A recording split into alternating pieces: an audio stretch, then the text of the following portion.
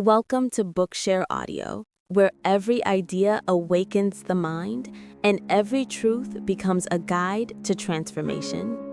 Don't believe everything you think. Introduction.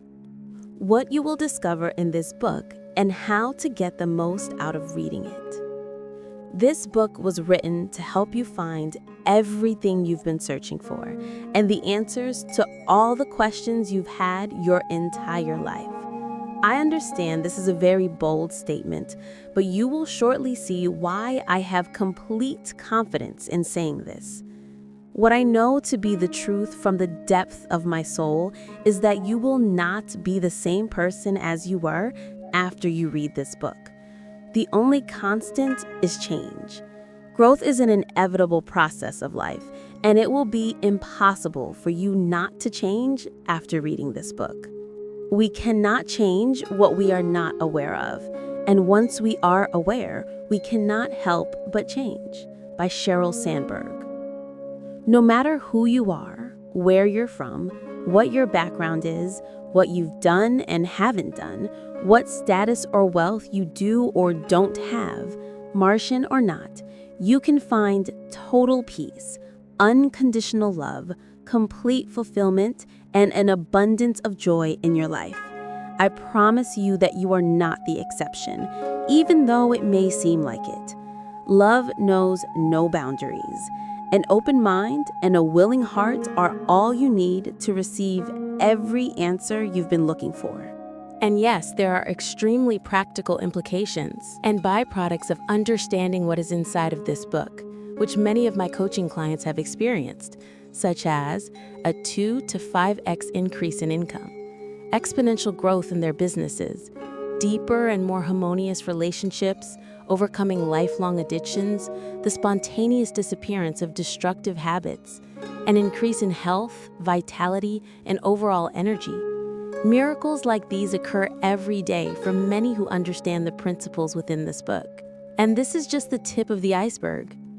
If I were to just list some of the improvements and results people have gotten from this understanding, more than half of this book would just be stories of such miracles that happen daily. I am reluctant to mention any of these external results because it is not the point of this book. These physical manifestations are the byproduct of this inside-out understanding of how our experiences of life work. In actuality, we only want these external results like money and significance because we want to experience certain feelings inside, such as love, joy, peace, and fulfillment. The feeling is really what we want in our lives, not the physical things. But the trap is that we believe the physical things will give us those feelings. The secret lies within the feeling. This book will help guide you to understand how to uncover the truth you already know inside and discover these feelings you've been looking for your entire life. Now let's get into the guide of how to go through this book. Don't read this book for information. Read it for insight. Insight, or wisdom, can only be found within. That is why it is called insight, inside. To find everything you're looking for in life, you must look inside yourself and discover the wisdom that already exists within you. All the answers lie deep within your soul. This book is merely a guide to help you look in the right place. I truly admire anyone who still has the hope that what they're looking for is still out there. This means you have hope. Without hope, we have nothing. So the fact that you're here, reading this now, is a testament to your faith, courage, and strength. I know with 100% certainty that you will find what you're looking for if you continue down the path you're on with the hope you have in your heart. I want to make it clear that this book is not the only book that contains truth. The truth lies within everyone and in everything. You must look beyond the form, the physical, to see and experience the truth, the spiritual. The words in this book are not truth. They point to the truth.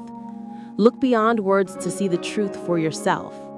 Truth cannot be intellectualized. It can only be experienced. The truth lies within a feeling, which is why it cannot be formulated into a word.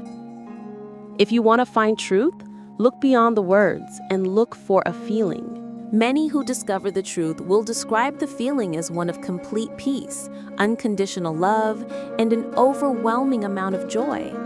People also describe it as the most familiar, unfamiliar feeling. It feels like you're finally home. Look for that feeling and everything will be revealed to you. In this book, I will not say anything that you don't already know deep inside your soul. This is why it will be a familiar, unfamiliar feeling when you experience the truth. Don't try to use your intellect to figure it out. You won't. As soon as you intellectualize it, you've missed it. The truth does not come from memorizing a sentence or two. A child can do that, but they will not understand the truth. The truth comes in the form of a feeling. From that feeling will come the wisdom and truth you're looking for, which will set you free. That's what we're all ultimately seeking, isn't it? What I will unveil to you in this book will seem simple. It will seem almost too simple, and your brain, ego, will try to fight it or attempt to make it more complex. It will think that it can't be this simple. When that time comes, I want you to remember that the truth is always simple. What is complex can always be broken down into its smaller counterparts. The truth cannot be broken down into smaller constituents, which is what makes it truth. This is why truth is always simple. If you want to find the truth, look for simplicity. Approach this book with an open mind and a heart of pure intention to know the truth, and you'll receive everything you've been searching for. Before we move on, I want to take a moment to express my deepest gratitude for you being here and sharing your time and attention with me. Those are some of the most valuable life forces you could give to another. So thank you for that gift to me, which you are also giving to yourself. Never forget your own divinity, because it is only through our divinity that we have our humanity. With love and light, Joseph. Chapter 1. The journey to finding the root cause of suffering. People have a hard time letting go of their suffering. Out of a fear of the unknown, they prefer suffering that is familiar by Thich Nhat Hanh. There's an important distinction to make when speaking about suffering. When I mention suffering in this book, I'm referring to psychological and emotional suffering. There is a way in which no matter what happens in your life, you do not have to suffer emotionally and psychologically. I am not saying that what we go through is all in our heads or made up. Terrible and unfortunate events happen to people every single day. What I'm saying is that although we experience a lot of pain in our lives, suffering is optional. In other words, pain is unavoidable, but how we react to the events and circumstances that happen in our lives is up to us, and that will dictate whether we suffer or not. Buddhists say that anytime we experience a negative event in our lives, two arrows fly our way. Being physically struck by an arrow is painful. Being struck by a second emotional arrow is even more painful: suffering. The Buddha explained in life, we can't always control the first arrow. However, the second arrow is our reaction to the first. The second arrow is optional. When I first heard of this quote from Buddha a few years back, I was confounded because although I understood what he meant, I didn't know how I could apply this in my own life. If anyone were given the clear choice of suffering and not suffering, I don't think anyone in their right mind would choose to suffer.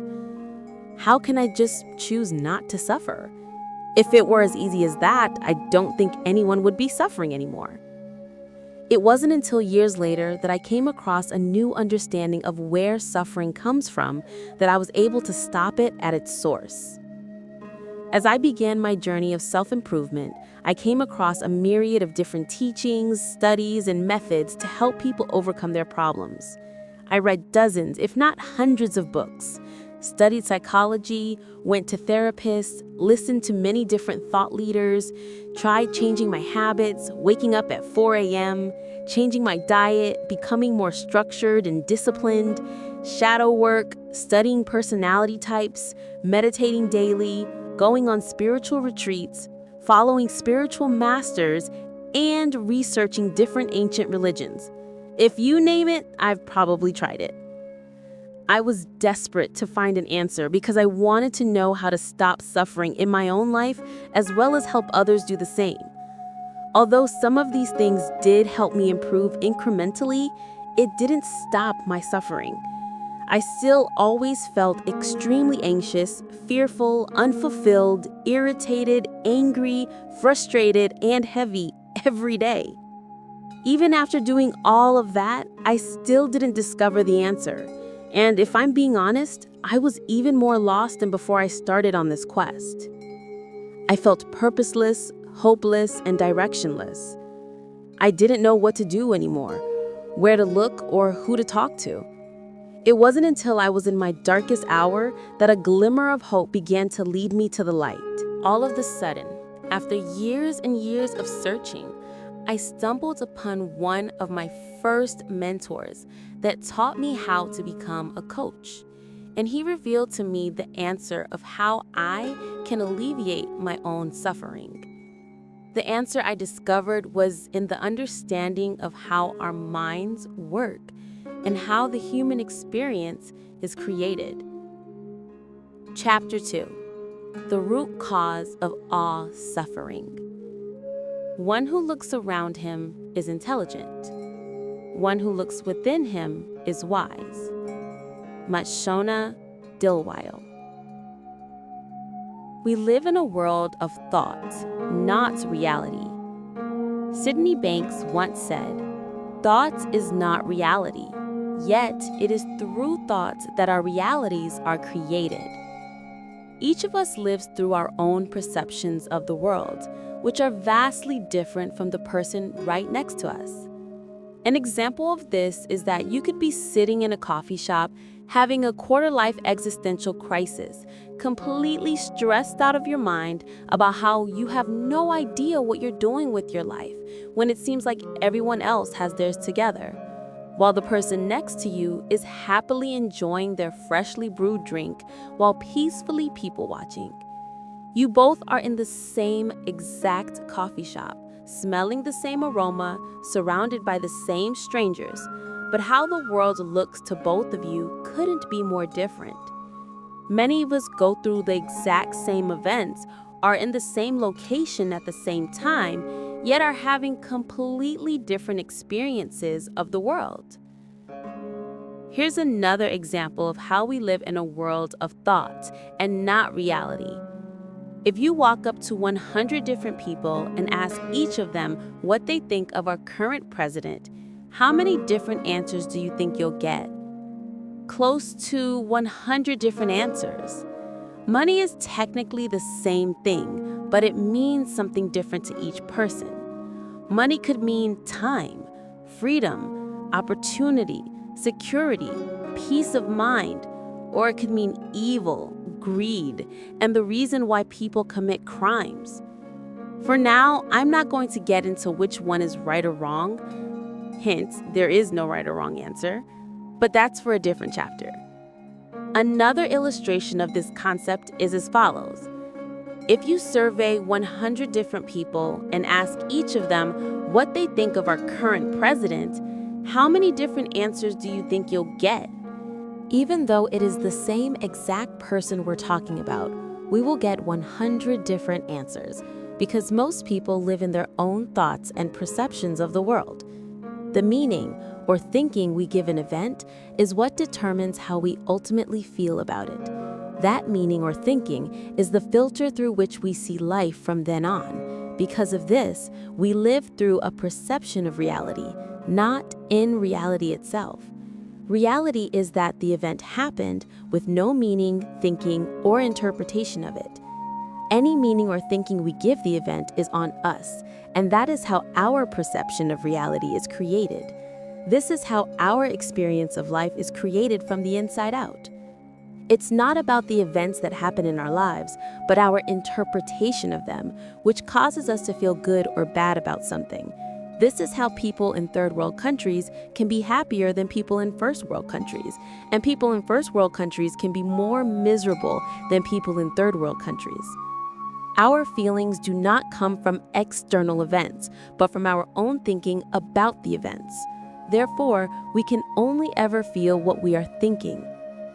Let's hypothetically say that you really hate your job and it causes you an enormous amount of stress, anxiety, and frustration. It pains you to even set foot in the building where you work, and just thinking about your job makes you furious. When you're thinking about your job, you're just sitting there on a sofa with your family watching a TV show together, but you are fuming at the thought of your job. Everyone else is having a good time, except you. In this moment, everyone else in your family is having a different experience of life than you, even though the same event is happening. Just the thought of work created a whole different perception of reality, even though you're not physically at work. If it were true that external events cause us to feel the way we feel inside, then you should be a happy camper in your living room watching a funny TV show with your family every single time you do this activity. But that's not the case. Now, you may be saying that you're only feeling this way because an external event, your job, is causing you to feel stressed and anxious. To that, I'll ask the question, is it absolutely true that every single person feels the exact same way about the job they're working in? Two different people can be doing the exact same job, but will have completely different experiences of that job. It can be the most amazing experience and a dream job for one person, but be another person's worst nightmare and living hell. The only difference between one person and the other is how they think about their job, which determines how they ultimately feel about it. Now, let's go back to the original scenario of you hypothetically hating your job. Remember how much stress, anxiety, and frustration it causes you when you think about it? Let's do a quick thought experiment about that by answering the question below. Who would you be without that thought that you hated your job? Take a minute to see what comes up for you, and don't move on until you do that. If you don't overthink it and truly let the answers surface from within you, without that thought, you will most likely feel and be happy, peaceful, free, and light. Without our usual thinking about a particular event or thing, our experience of it completely alters. This is how we live in a world of thought, not reality, and how our perception of reality is created from the inside out, through our own thinking. With this new understanding, you've just uncovered the cause of all our human psychological suffering. The root cause of our suffering is our own thinking. Now, before you throw this book across the room and light it on fire, I'm not saying that this is all in our heads and that it isn't real. Our perception of reality is very real. We will feel what we think, and our feelings are real. That is completely undeniable. However, our thinking will look like an inevitable, unchangeable reality to us until we begin seeing how our reality is created. If we know that we can only ever feel what we are thinking, then we know that we can change our feelings by changing our thinking. Thus, we can change our experience of life by knowing that it comes from our own thinking. And if that is true, then we are ever only one thought away from experiencing something different and transforming our entire lives at any moment through a state of no thought. In short, the moment we stop thinking is when our happiness begins. A young monk and the empty boat, a Zen story about how thinking is the cause of our own suffering. A long time ago, a young Zen monk was living in a small monastery that was located in a forest which was near a small lake. The monastery was occupied by a few senior monks, while the rest were newcomers and still had much to learn. The monks had many obligations in the monastery, but one of the most important ones was their daily routine where they had to sit down, close their eyes, and meditate in silence for hours at a time. After each meditation, they had to report their progress to their mentor. The young monk had difficulty staying focused during his meditation practice for a variety of reasons, which made him very mad. After the young monk reported his progress, or better said, lack of it, to his mentor, the elder monk asked the young monk a simple question that had a hidden lesson. "Do you know what is really making you angry?" The young monk replied, "Well, usually as soon as I close my eyes and begin to meditate, there is someone moving around and I can't focus. I get agitated that someone is disturbing me, even though they know that I'm meditating. How can they not be more considerate? And then when I close my eyes again and try to focus, a cat or a small animal might brush past and disturb me again. At this point, even when the wind blows and the tree branches make noise, I get angry. If that is not enough, the birds keep on chirping and I can't seem to find any peace in this place." The elder monk simply pointed out to his pupil, "I see that you become angrier with each interruption you encounter. This is exactly the opposite of what is the point of your task when meditating. You should find a way not to get angry with people or animals or any other thing around you that disturbs you during your task." After their consultation, the young monk went out of the monastery and looked around to find a place that would be quieter so that he could meditate peacefully. He found such a place at the shore of the lake that is nearby. He brought his mat, sat down, and started meditating.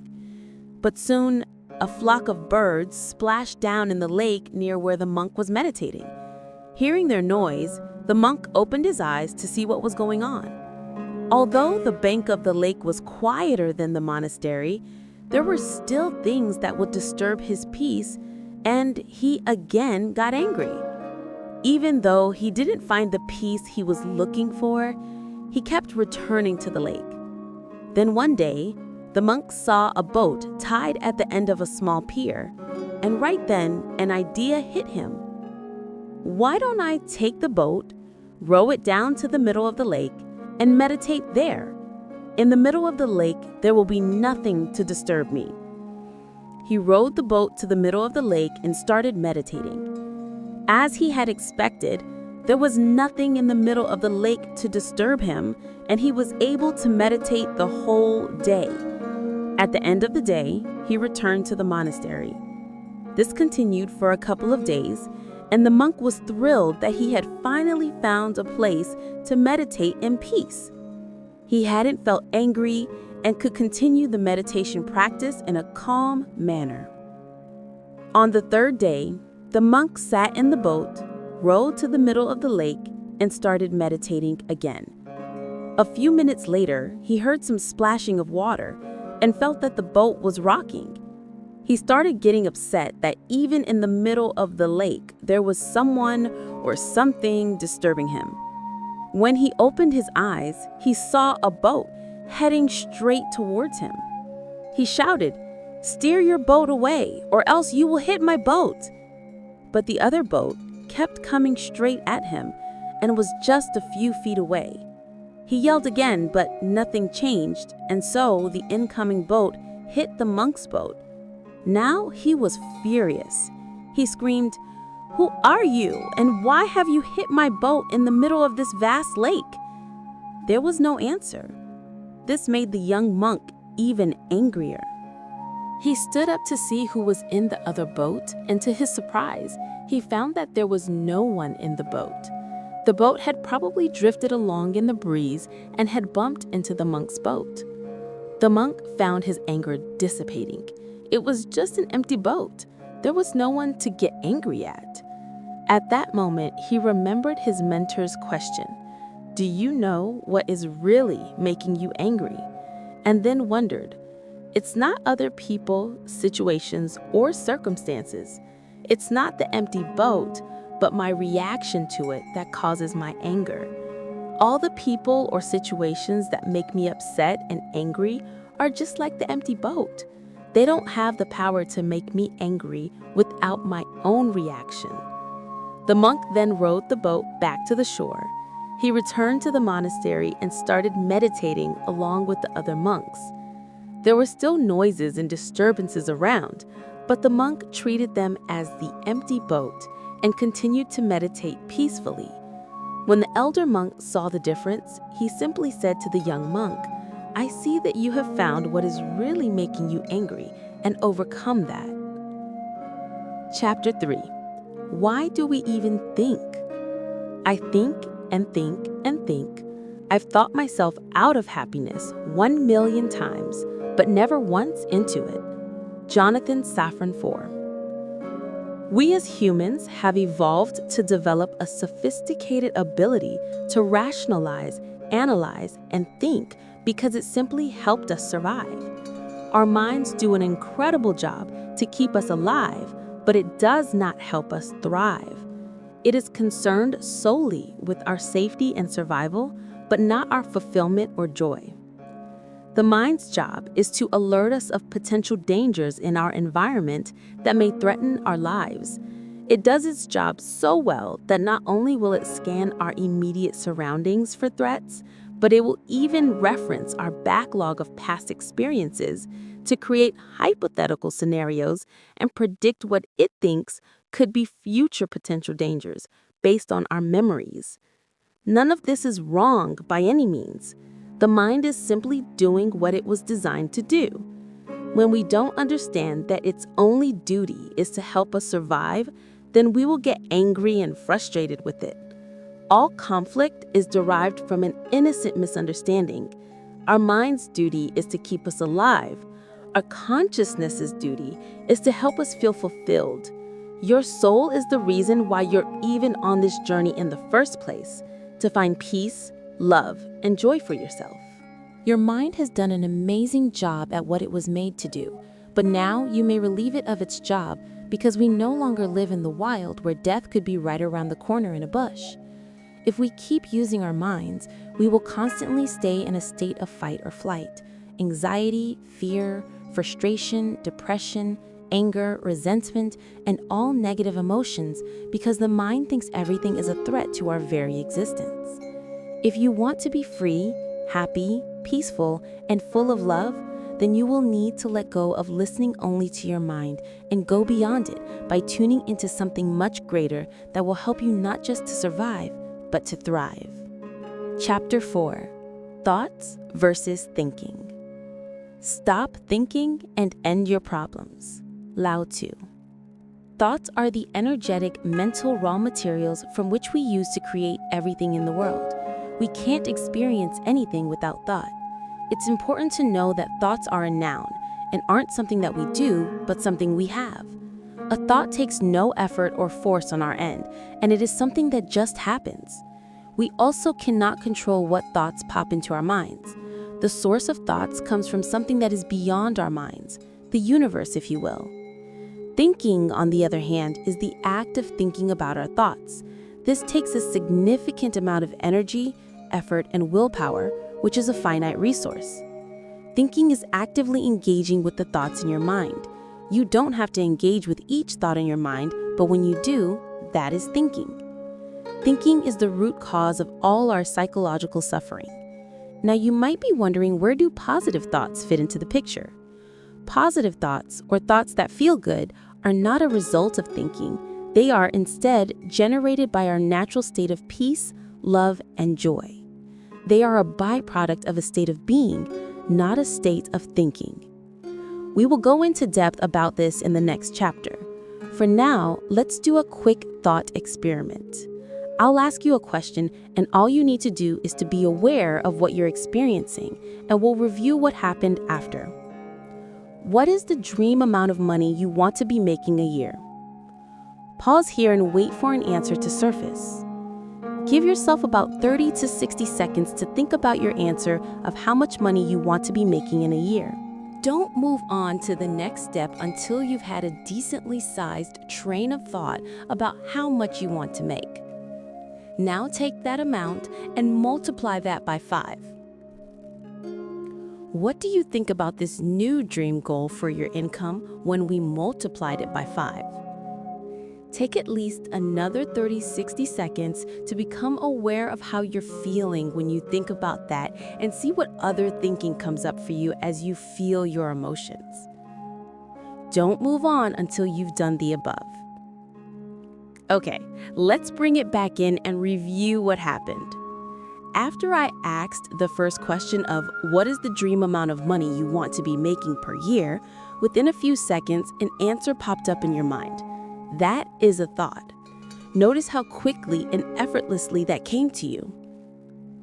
After an answer popped into your mind, I asked you to think about your answer. What happened once I asked you to think about your answer? If you're like most people, you probably went on a wild roller coaster once you began thinking about the thought.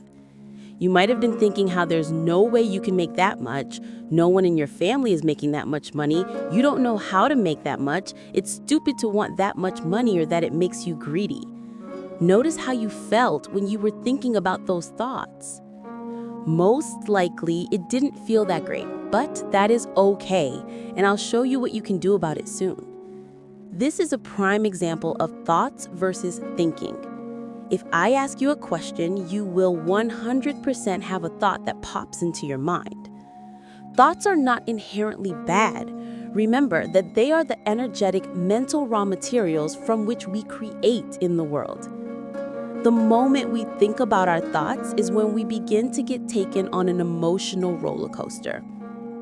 When we think about our thoughts, we begin to judge and criticize the thoughts and experience all sorts of internal emotional turmoil. Don't move on to the next step until you've had a decently sized train of thought about how much you want to make. Now take that amount and multiply that by 5. What do you think about this new dream goal for your income when we multiplied it by 5?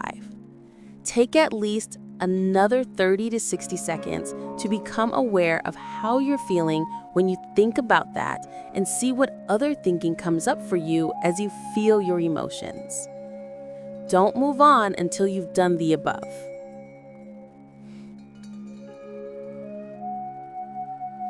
Okay, let's bring it back in and review what happened.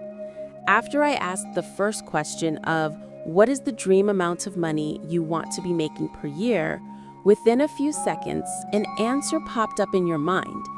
That is a thought. Notice how quickly and effortlessly that came to you. After an answer popped into your mind, I asked you to think about your answer. What happened once I asked you to think about your answer? If you're like most people, you probably went on a wild roller coaster once you began thinking about the thought. You might have been thinking how there's no way you can make that much, no one in your family is making that much money, you don't know how to make that much, it's stupid to want that much money, or that it makes you greedy. Notice how you felt when you were thinking about those thoughts. Most likely, it didn't feel that great, but that is okay, and I'll show you what you can do about it soon. This is a prime example of thoughts versus thinking. If I ask you a question, you will 100% have a thought that pops into your mind. Thoughts are not inherently bad. Remember that they are the energetic, mental raw materials from which we create in the world. The moment we think about our thoughts is when we begin to get taken on an emotional roller coaster. When we think about our thoughts, we begin to judge and criticize the thoughts and experience all sorts of internal emotional turmoil. When I asked you how much you wanted to make, you had a thought about the amount. That thought was neutral and didn't cause any emotional toil. In fact, you might have felt expansive and excited. It was only when you begin thinking about that thought of how much you wanted to make, which is what caused the self-doubt, unworthiness, anxiety, anger, guilt, or any other emotion you may have experienced. This is what I mean by thinking is the root of all of our suffering. Having the initial thought of how much you wanted to make didn't cause any suffering until you began thinking about the thought of how much you wanted to make. It is not necessary to think about our thoughts or to judge them. It does us no good to do so. We may think that thinking is helping us, but all it's really doing is causing us to feel all of these negative, unwanted emotions and making us create reasons as to why we can't do it or why we shouldn't want it. The only thing that was useful and helpful was the initial thought that popped into your mind when I first asked, how much you wanted to make. All of the thinking that happened after was destructive and unhelpful. Thoughts create, thinking destroys. The reason thinking destroys is because as soon as we begin to think about the thoughts, we cast our own limiting beliefs, judgments, criticisms, programming, and conditioning onto the thought, thinking of infinite reasons as to why we can't do it and why we can't have it. Without thinking, we prevent all negative programming and judgment from tarnishing the initial thought of what you want to create. If I ask you what are some ways you could make the amount of money you want, if you sat there long enough, you'll experience the same phenomenon of having random thoughts pop into your head of ways you could make it happen. These are thoughts of creation. Thoughts are inherently infinite, expansive, and energetically positive. You'll know you are having thoughts from the divine when you feel positive emotions, feel lighter and alive. As soon as you begin thinking about those thoughts of the ways you can make the money you want, you'll immediately feel heavy, restricted, limited, along with the whole onslaught of negative emotions. This is how you'll know if you're thinking. I use my feelings as an internal radar that tells me whether I'm getting direct downloads of thoughts from the universe or if I'm in my head thinking about my thoughts. You can only ever feel what you're thinking. So feelings and emotions are like an intuitive internal dashboard, which tells me if I'm thinking too much or not. If I'm having a lot of negative emotions, I know that I'm thinking too much. This is another example of how we're naturally built for success. Chapter 5. If we can only feel what we're thinking, don't we need to think positively to feel that way? We are ever only one thought away from peace, love, and joy, which come from a state of no thought. Dickon Bettinger. There is a caveat that I haven't mentioned yet to the principle that we can only feel what we're thinking. The more accurate way of describing it is that we can only ever feel negative emotions when we are thinking. The goal isn't necessarily to completely stop feeling negative emotions. Some of the negative emotions can be helpful, such as feeling fearful when deciding to walk down a dark alley alone with no one else in sight. These negative emotions are only helpful to us in terms of survival, but if we don't constantly encounter life or death situations, negative emotions are more unhelpful than helpful for most of us. We're going to be moving forward with the context that we're not struggling for physical survival, so we'll be using the context that negative emotions are not necessary most of the time. When I mention that we can only ever feel what we're thinking, most people assume that we must think positive to feel positive emotions. Instead of convincing you if this is true or not, let's do another thought experiment so you can experience the truth for yourself. Recall a time when you felt the most joy and love you've ever felt in your life and feel the feelings that you felt at that time as much as you can for at least 30 seconds. What kinds of thoughts were going through your mind at that peak moment when you felt the most joy and love? I'm not asking what you were doing at the time, but what thoughts were going through your head at that exact moment? For many people that answer this, they realize that they didn't have any thoughts during that exact moment. For others, they say that the thought was that they were so grateful or happy. For those that answered that they had the thought that they were grateful, did you feel that joy and love before you had that thought or after? Take 10 to 15 seconds to answer that question before moving on. What insights and epiphanies did you have? What's crazy is that most people didn't have any thoughts going through their mind when they felt the happiest and the most amount of love in their lives. For those that had the thought that they were grateful, they felt that way before having that thought. If they had that thought, it happened after they felt the feelings, so the thought could not have produced the feeling. This brings us to another truth. You do not have to have thoughts or think to feel positive emotions like joy and love. The beautiful part about truth is that it needs no justification because it can be experienced right here, right now. It doesn't need to be proven or rationalized to you, and you experience this truth firsthand by the experiment we just did. Here's why we don't need to have thoughts or think to feel positive emotions like joy and love. Our natural state of being is joy, love, ecstasy, freedom, and gratitude. This may be hard to believe because if it's natural, why don't we feel that way all the time? I'll answer this in a bit. If we want to see the natural state of anything, one of the best ways is to look at nature and the state of it in its infancy before it is affected and conditioned by its environment. For example, let's look at the natural state of a baby. What is a baby's natural and default state, assuming the baby wasn't abused, neglected, or had any physical issues? Are babies naturally stressed, anxious, fearful, and self-conscious? Or are they naturally in a state of bliss, happiness, and love? Our natural state of being is joy, love, and peace. Therefore, any thinking that we do will only take us away from those natural states of being, which is why whenever we feel extremely stressed, we are having a lot of thinking going on.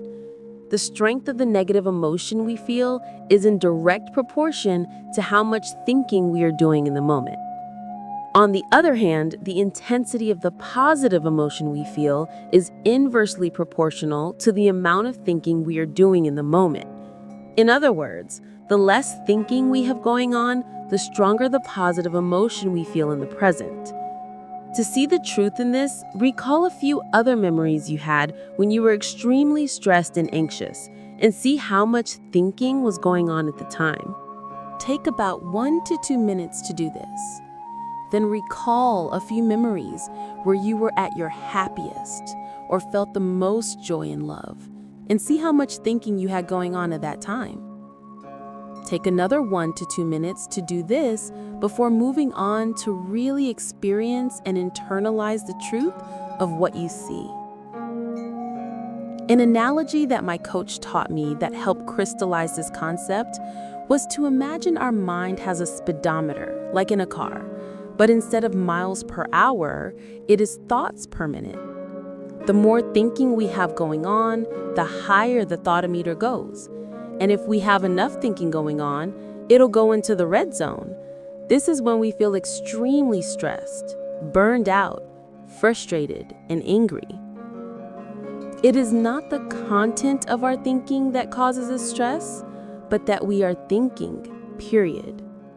The amount of thinking we have going on is directly correlated to the magnitude of stress and negative emotions we are experiencing at any given moment. When you're experiencing a lot of frustration, stress, anxiety, or any negative emotions, just know that it is because you're thinking. And the intensity of those emotions is directly correlated to how much thinking is going on. Therefore, it's not what we're thinking about that is causing us suffering, but that we are thinking. To summarize, we do not have to try to think positive to experience love, joy, bliss, and any positive emotions we want, because it is our natural state to feel those emotions. The only times we don't naturally feel these emotions is when we begin to think about the thoughts we're having, thus blocking the direct connection to infinite intelligence, and we feel stressed, anxious, depressed, and fearful.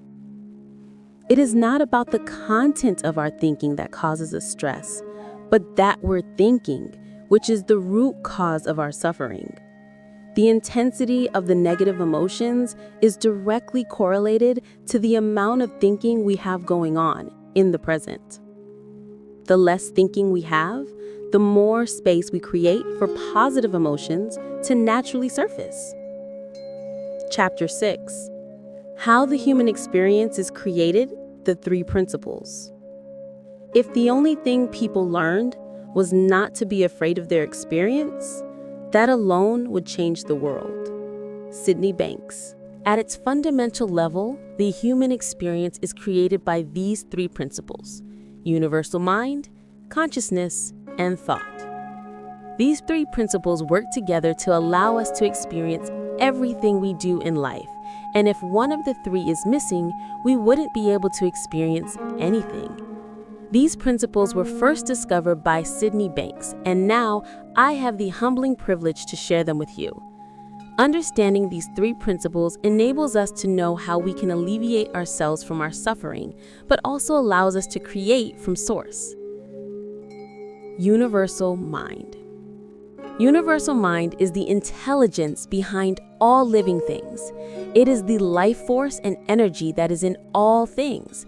It is how an acorn knows how to grow into a tree, how the planets know how to stay in orbit, and how our bodies know how to heal itself when we get a cut. It's how our bodies know how to self-regulate and keep us alive without us having to manually do everything like breathing and beating our heart. The intelligence that knows how to do all of this and is in all things is called the universal mind. Many people call this God, infinite intelligence, the quantum field, source, and other names. This is where thoughts come from as well as everything else in the universe. All things are connected by universal mind. There is no separation between anything, and anytime there seems to be separation between things, it is merely an illusion of our thinking. When we are connected to universal mind, we feel whole, fulfilled, filled with love, joy, peace, and inspiration. It is only when we begin thinking, believing the illusion, or ego, that we block this flow of universal mind and begin to feel separated, frustrated, lonely, angry, resentful, sad, depressed, and fearful.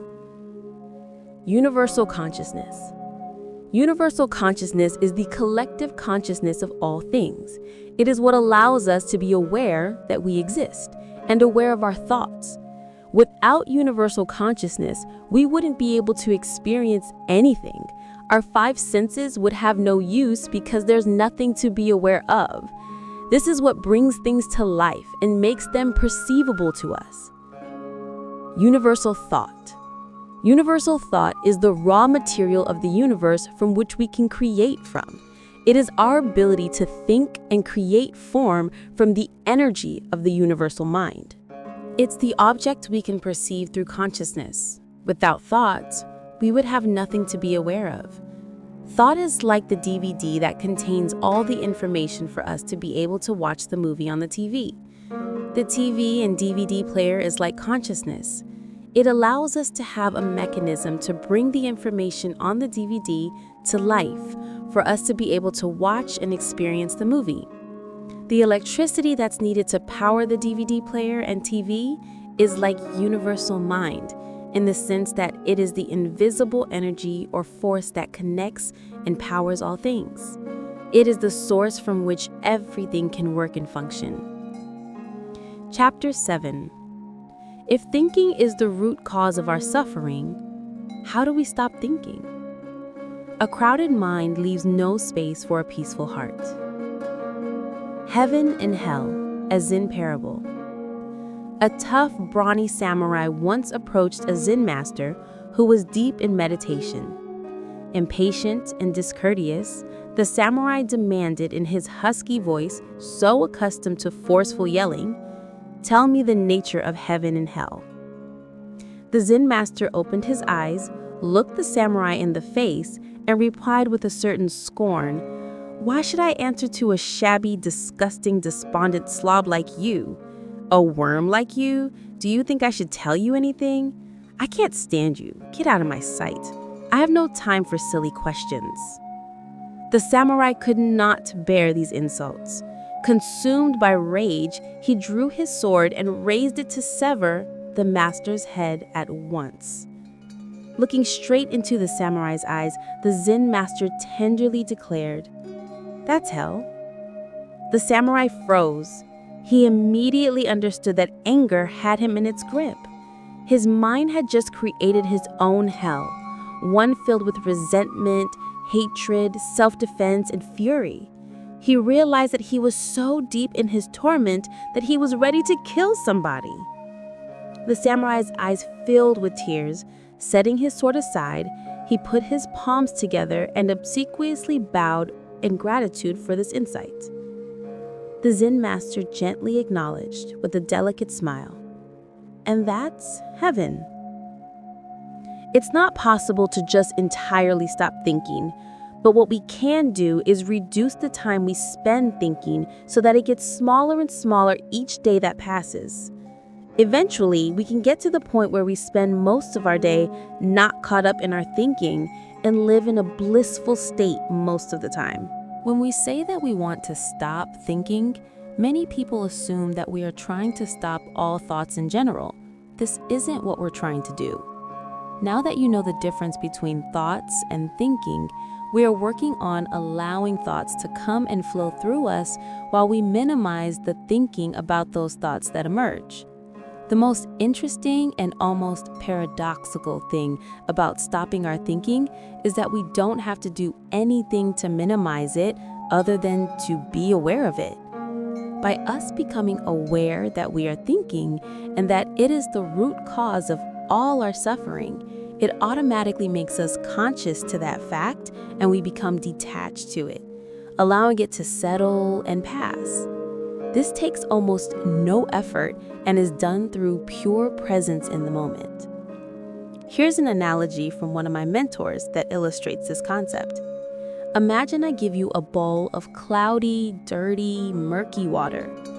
If I asked you how you would make the water clear, how would you do it? Take 15 seconds to see what answers you come up with before moving on. Most people say something along the lines of filtering the water or even boiling it. What most people don't realize is that if we let the bowl of dirty water sit for a period of time, we can see that the dirt begins to settle on its own in the water, and after a while, the water becomes clear on its own. This is how our minds also work. If we let our thinking sit without disturbing it by trying to filter or boil it, the thinking will settle down on its own and our minds will become free from thinking. The natural state of water is clear, and the natural state of our minds is also clear if we do not disturb it. If life begins to feel unclear, disorganized, stressful, and you're not sure what to do next, you now know that it's only because your thinking is stirring up the dirt, making your mind cloudy and difficult to see ahead. You can use this as an indicator to help you realize that you're thinking way too much. Once we become aware of the fact that we are only feeling what we're thinking, and that thinking is the root cause of our unpleasant experience, we see it for what it truly is. Then we allow it to settle by giving it space, and slowly we will see how we begin to have a clear mind again. You can also compare thinking to quicksand. The more that we fight our thinking, the more it amplifies the negative emotions and the worse it gets. The same is true for quicksand. If we're in quicksand, the way out isn't to fight it. If we panic and frantically try to fight it, it only makes things worse by tightening the grip it has on us and pulling us under faster. The only way out is to stop struggling and allowing the natural buoyancy of your body to take over to bring you back up to the surface with ease. The only way to break free from our thinking is to let go and trust that our natural inner wisdom will guide us back to clarity and peace like it always has. If you find yourself fluctuating between thinking and non-thinking, know that it is completely okay and quite normal. There is no way that we can remain in a state of non-thinking every second of every day, and if we try to make that a goal, we will cause ourselves to suffer by forcing ourselves back into thinking again. We are spiritual, infinite beings having a physical, finite experience. Because of this, we are literally a living gateway between the human and the divine, so we will naturally oscillate between the two states of feeling anxious/stressed and joyful/peaceful. We cannot control or prevent the oscillation between thinking and non-thinking, but we can minimize the time spent in thinking and thus creating more moments where we do feel joyful, peaceful, passionate, and full of love.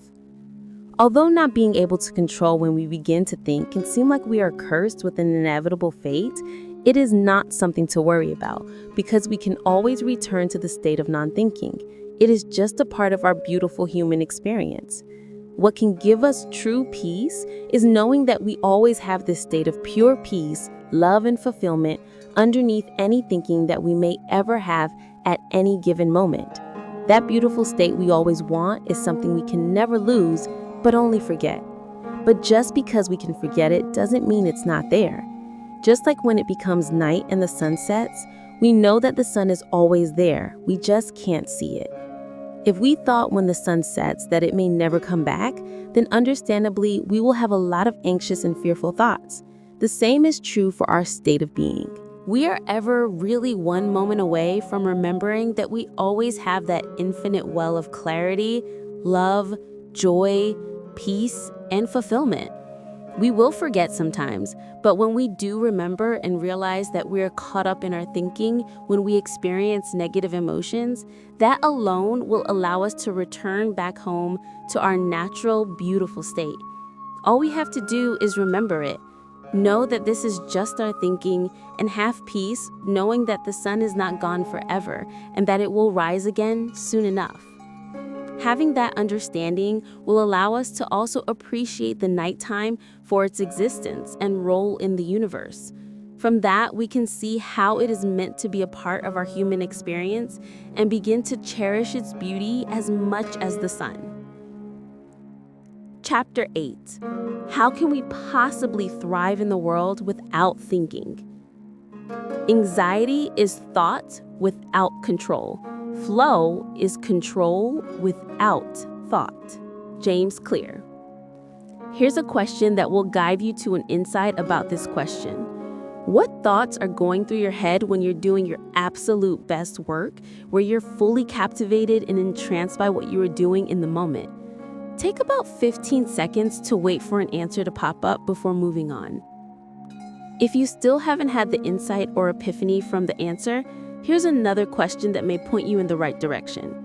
When you are doing your best work and are in a total state of flow, where there is no separation between you or the work you are doing, you're having no thoughts in the moment. And if you are having thoughts, it's just flowing right through you without you having to think about it. In other words, the state of peak performance for humans can be described as the state of non-thinking. It may seem crazy, but we do our best work when we aren't thinking, and you just proved it with your own experience. Here's another example that will help illuminate the truth of this topic. When professional or even Olympic athletes are competing, do you think they are thinking and overanalyzing every single thing that's happening during the game? What thoughts or thinking do you think is going on during the competition for them? The highest performing athletes will describe when they are in their peak state that they are in the zone. This zone is the state of flow or the state of non-thinking. In Japanese culture, they have a beautiful word to describe this phenomenon, mushin. Here's the definition from Shotokan Times. Mushin is achieved when mind is free of random thoughts, free of anger, free of fear, and particularly free of ego. It applies during combat and/or other facets of life. When mushin is achieved during combat, there is an absence of loose or rambling thoughts. It leaves the practitioner free to act and react without hesitation. He reacts according to all of the study and training that has brought the karateka to this point, relying on not what you think should be your next move, but on what your trained, instinctive, subconscious reaction directs you to do. After practice, thinking hinders the performance of athletes, and the same is true for everyone. We only hesitate, are reluctant, have doubts, insecurities, and fears only when we begin thinking and overanalyzing. We function and perform our best and embody our full potential the moment we enter a state of non-thinking. Without thinking, we are free from limitations of the ego and are able to create the most incredible things in the world. I am not asking you to adopt this belief, but to try it and experience it for yourself so that you gain the insight to make it your own. Chapter 9. If we stop thinking, what do we do about our goals, dreams, and ambitions? There are no limitations to the mind except those we acknowledge. Napoleon Hill. I think, therefore I suffer. When I finally understood that thinking was the root cause of all of my suffering, I was jumping up and down, exhilarated, relieved, and grateful for discovering the true reason for everything negative I've experienced in my life. This ecstasy was short-lived though, because soon after the exuberance settled, the next thoughts popped into my mind. If thinking is the root cause of all of my suffering and I just stop thinking, how do I live my life now? What about all of my goals, dreams, and ambitions?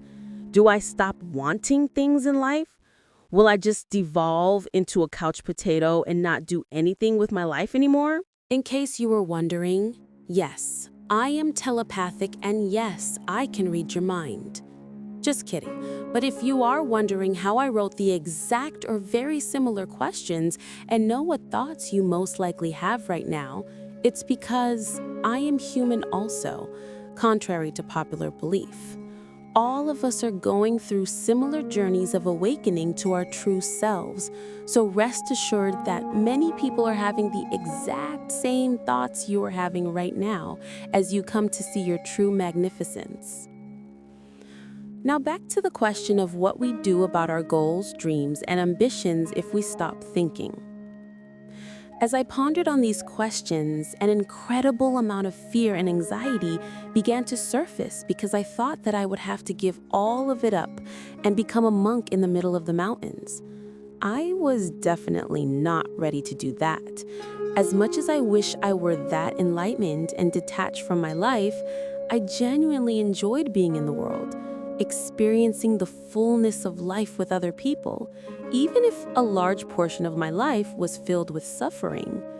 Here's what I've discovered about what to do with our goals and dreams with this new understanding.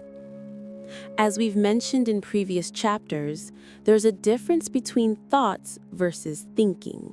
The source of thoughts and the source of thinking are different, and the source is what will dictate whether it causes suffering or not. Similarly, where our goals and dreams come from will determine whether we feel great about pursuing them or not. Like everything in this world, there is nothing inherently good or bad. Only our thinking makes it so.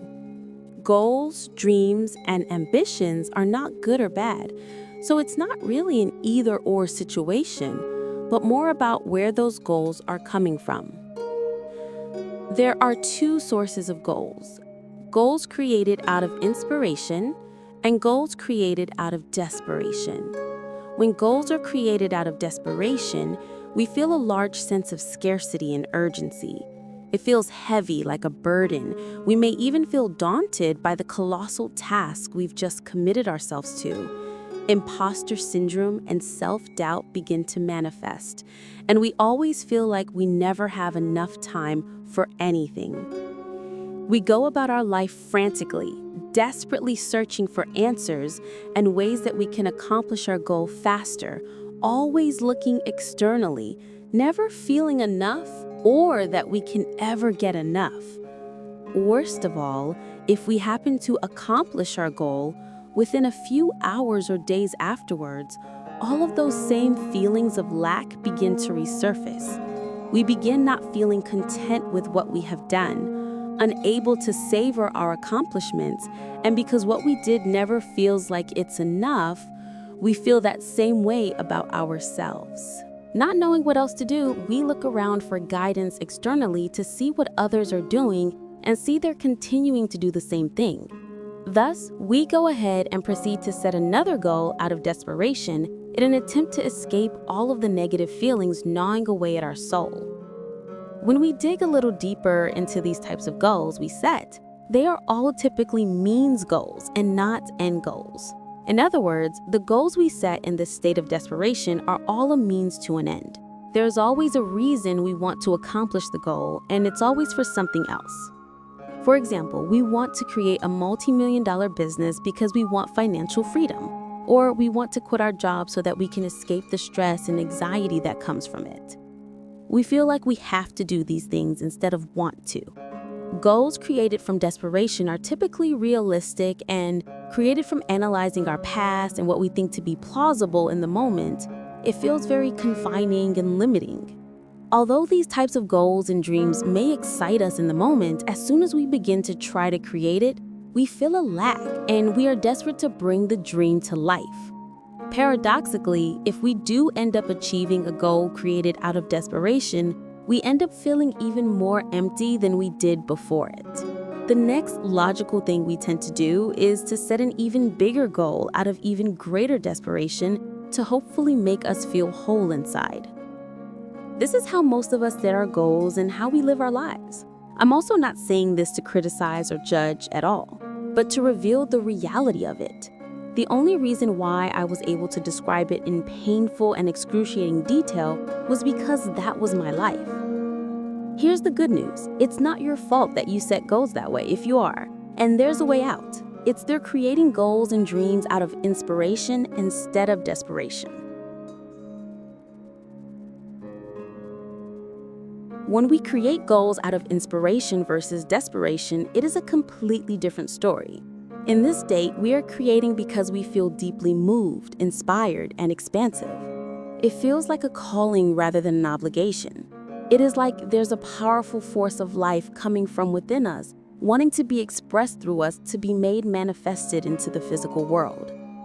This is why painters paint, why dancers dance, why writers write, and why singers sing, even if they never get paid or make a living from it. We feel pulled by a force to create something. We gravitate towards it. We feel compelled to do it.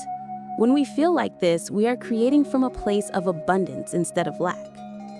Most surprising of all is that in this state, we are creating not for any reason at all other than because we simply want to. We don't create because we feel like we have to.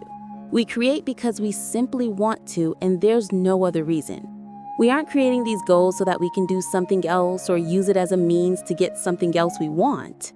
This creating comes from a place of wholeness and abundance. It's an overflowing of love and joy for life.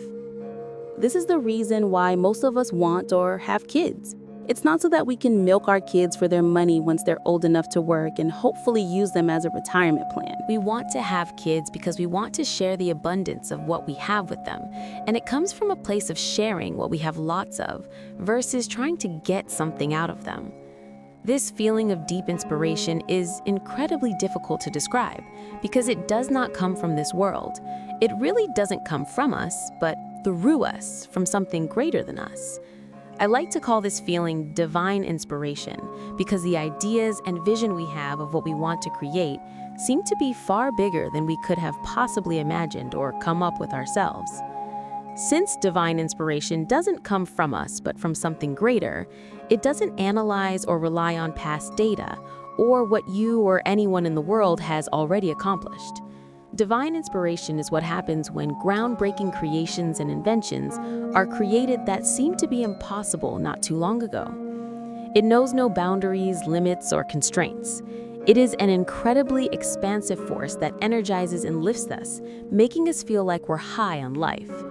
In this state, we feel whole, complete, filled with unconditional love, joy, and peace. We don't analyze, compare, criticize, judge anything, but instead we truly live, love, share, give, create, grow, and nourish. It really is one of the greatest feelings we can experience, and it is truly a gift that we can experience the divine as humans, and it's because we're from the same source. Everyone has experienced this deep feeling and desire to create something marvelous in the world that's out of pure inspiration and not desperation. Before moving on to the next paragraph, I encourage you to test this theory.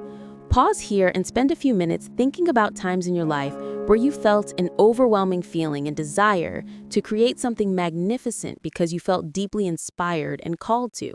It doesn't matter if you actually created it or not, but just think of a time where you felt that feeling to create out of inspiration. Isn't that just one of the most amazing feelings in the entire world? Most of us feel this divine inspiration, but then suppress it as soon as we begin thinking about doing it. We begin to think ourselves into doubt, rationalize why we can't do it, tell ourselves that it is unrealistic, how we should focus on more important things, and that we're not good enough to do it. As soon as we begin to think about the thought of us wanting to create, it completely shuts off the source of that inspiration, and we go back to living life as usual. When we cut off that source, we also cut off the feelings of abundance, exuberance, ecstasy, joy, pure unconditional love, and go back to the feelings of doubt, anxiety, frustration, sadness, and feel confined, stuck, and frustrated with our lives. We can only ever follow one calling at a time, either inspiration or desperation, in the present moment. The two cannot coexist at the same time, but we can fluctuate between the two depending on how much thinking is going on. When we stop thinking, we don't stop having goals and dreams. We actually fall back into our true nature and begin to create goals and dreams out of inspiration versus desperation. We begin to allow thoughts from the universe to come into our mind that lead us to divine inspiration to create something that has never been created before in the world. When we follow divine inspiration, we feel alive, whole, joy, love, peace, and fulfillment. So how can we tell when a goal or dream is created out of inspiration or desperation? A simple way to know if a goal or dream is created out of inspiration is to remember the distinction between thoughts and thinking. Goals and dreams that come in the form of thought are created out of inspiration. Goals and dreams that come from thinking are created out of desperation. Typically, when we think, we'll analyze, judge, criticize, rationalize, and use our past to try to create our new goals.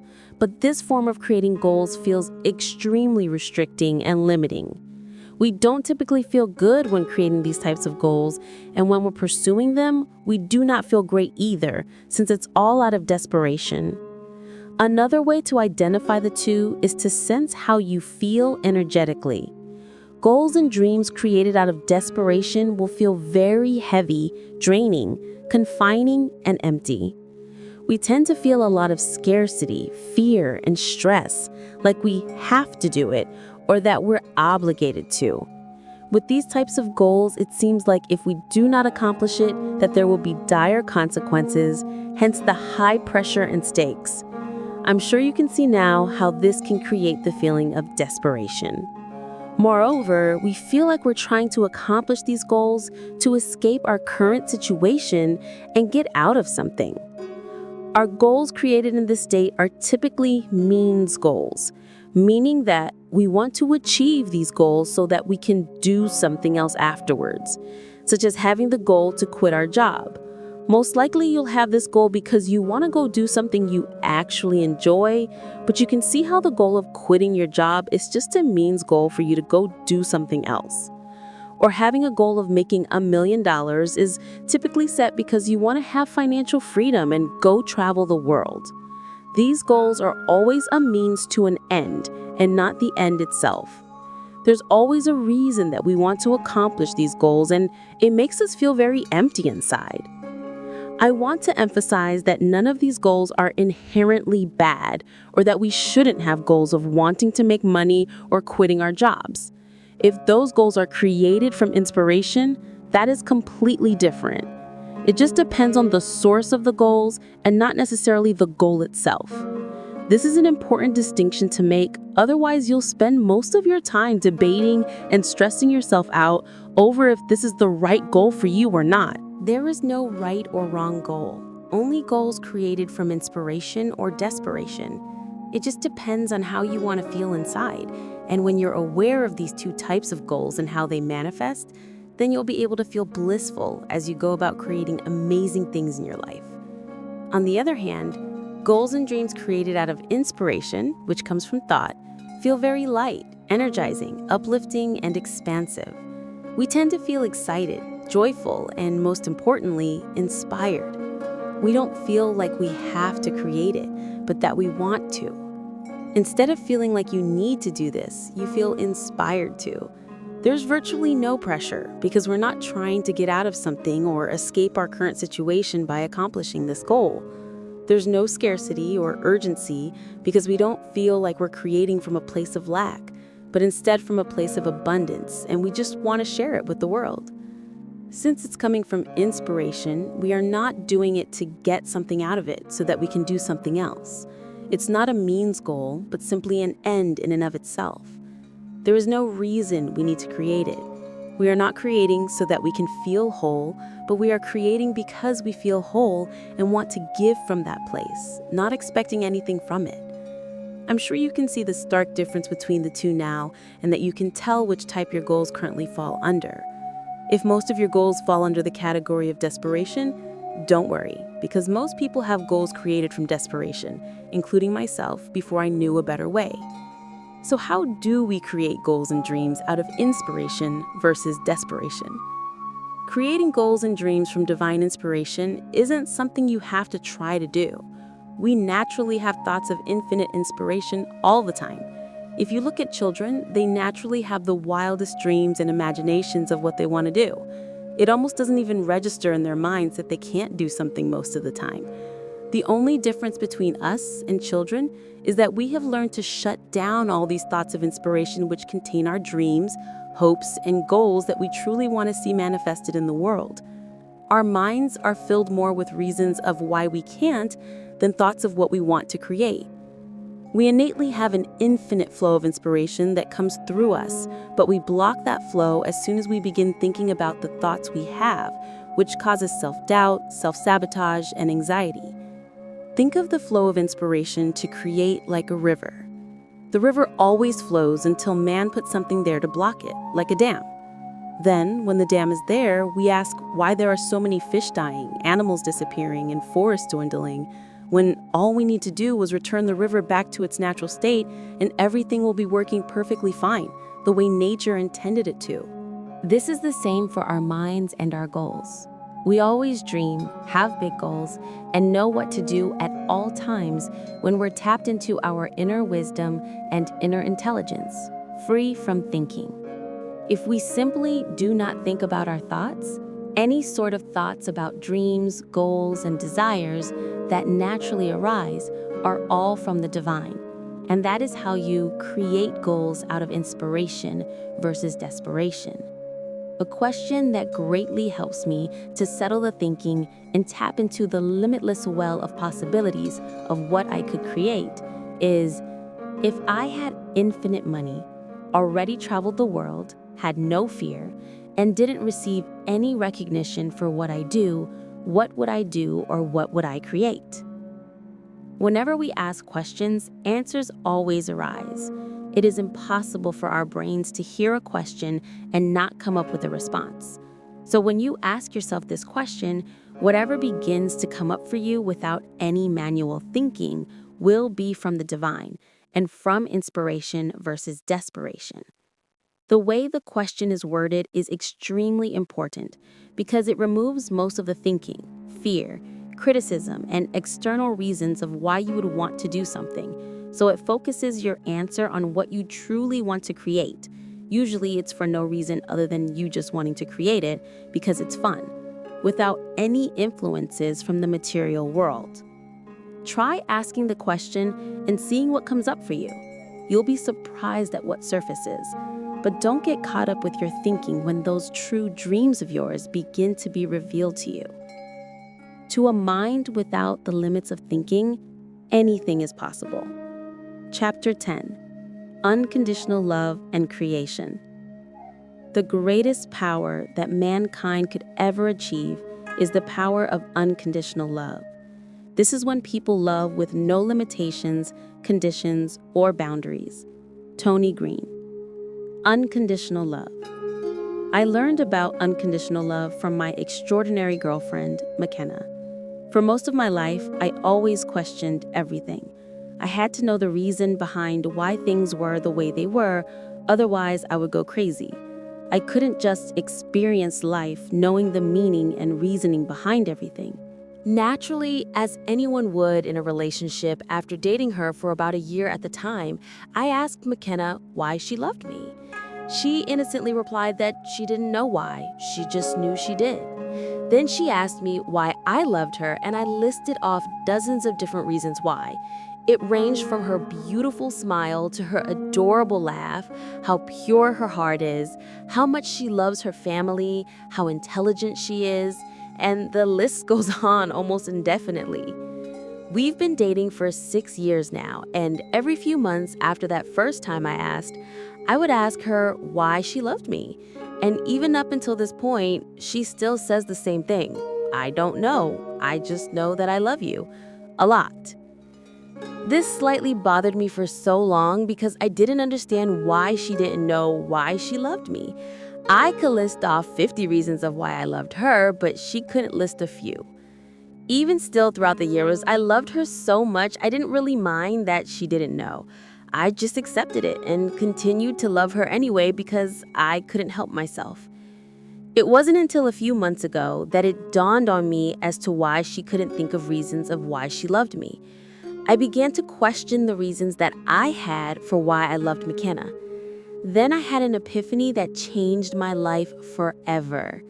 I asked myself, did I love her because of her laugh or because she loves helping other people? What happens if she doesn't laugh one day or doesn't help someone that day? Do I stop loving her if she doesn't do the things that I said were the reasons that I love her? I realized that if I create reasons for why I love her, then it makes my love for her conditional to those specific traits or actions, and if she doesn't do them, then I don't love her. This is, of course, not true. In that moment, I had the awe-inspiring insight that McKenna couldn't list off reasons of why she loved me because her love for me was unconditional. There were no reasons for why she loved me because if she had reasons, it would mean she only loved me if I were exuding those traits or doing those things she had in her mind. Her love for me is not based on my mood or what I did. Her love for me goes beyond all reasons and does not come from a place of reciprocity. She does not love me because I love her, nor is she loving me because of what I can do for her. She is experiencing so much love within herself that it's an outpour of an abundance of love that she is gifting me unconditionally. Attempting to articulate the feeling of this and where it comes from is probably the hardest thing I've ever done in my life because I'm attempting to describe the indescribable. From this experience, I learned to make my love for McKenna unconditional by not placing reasons or conditions for when I would love her. Because if I did that, by default, I place conditions on when I would not love her. There is just so much love in me now because I've experienced it, that there is simply an outpour of unconditional love where I can't help but love her no matter what. This unconditional love doesn't come from external reasons, but comes from within, from the infinite source we all came from. We are all connected to this pure, unconditional love, which is God, the universe, or whichever name you choose to use. The only thing that gets in the way of this is our own thinking, which separates and cuts us off from that unconditional love. Unconditional creation is the purest form of creation there is.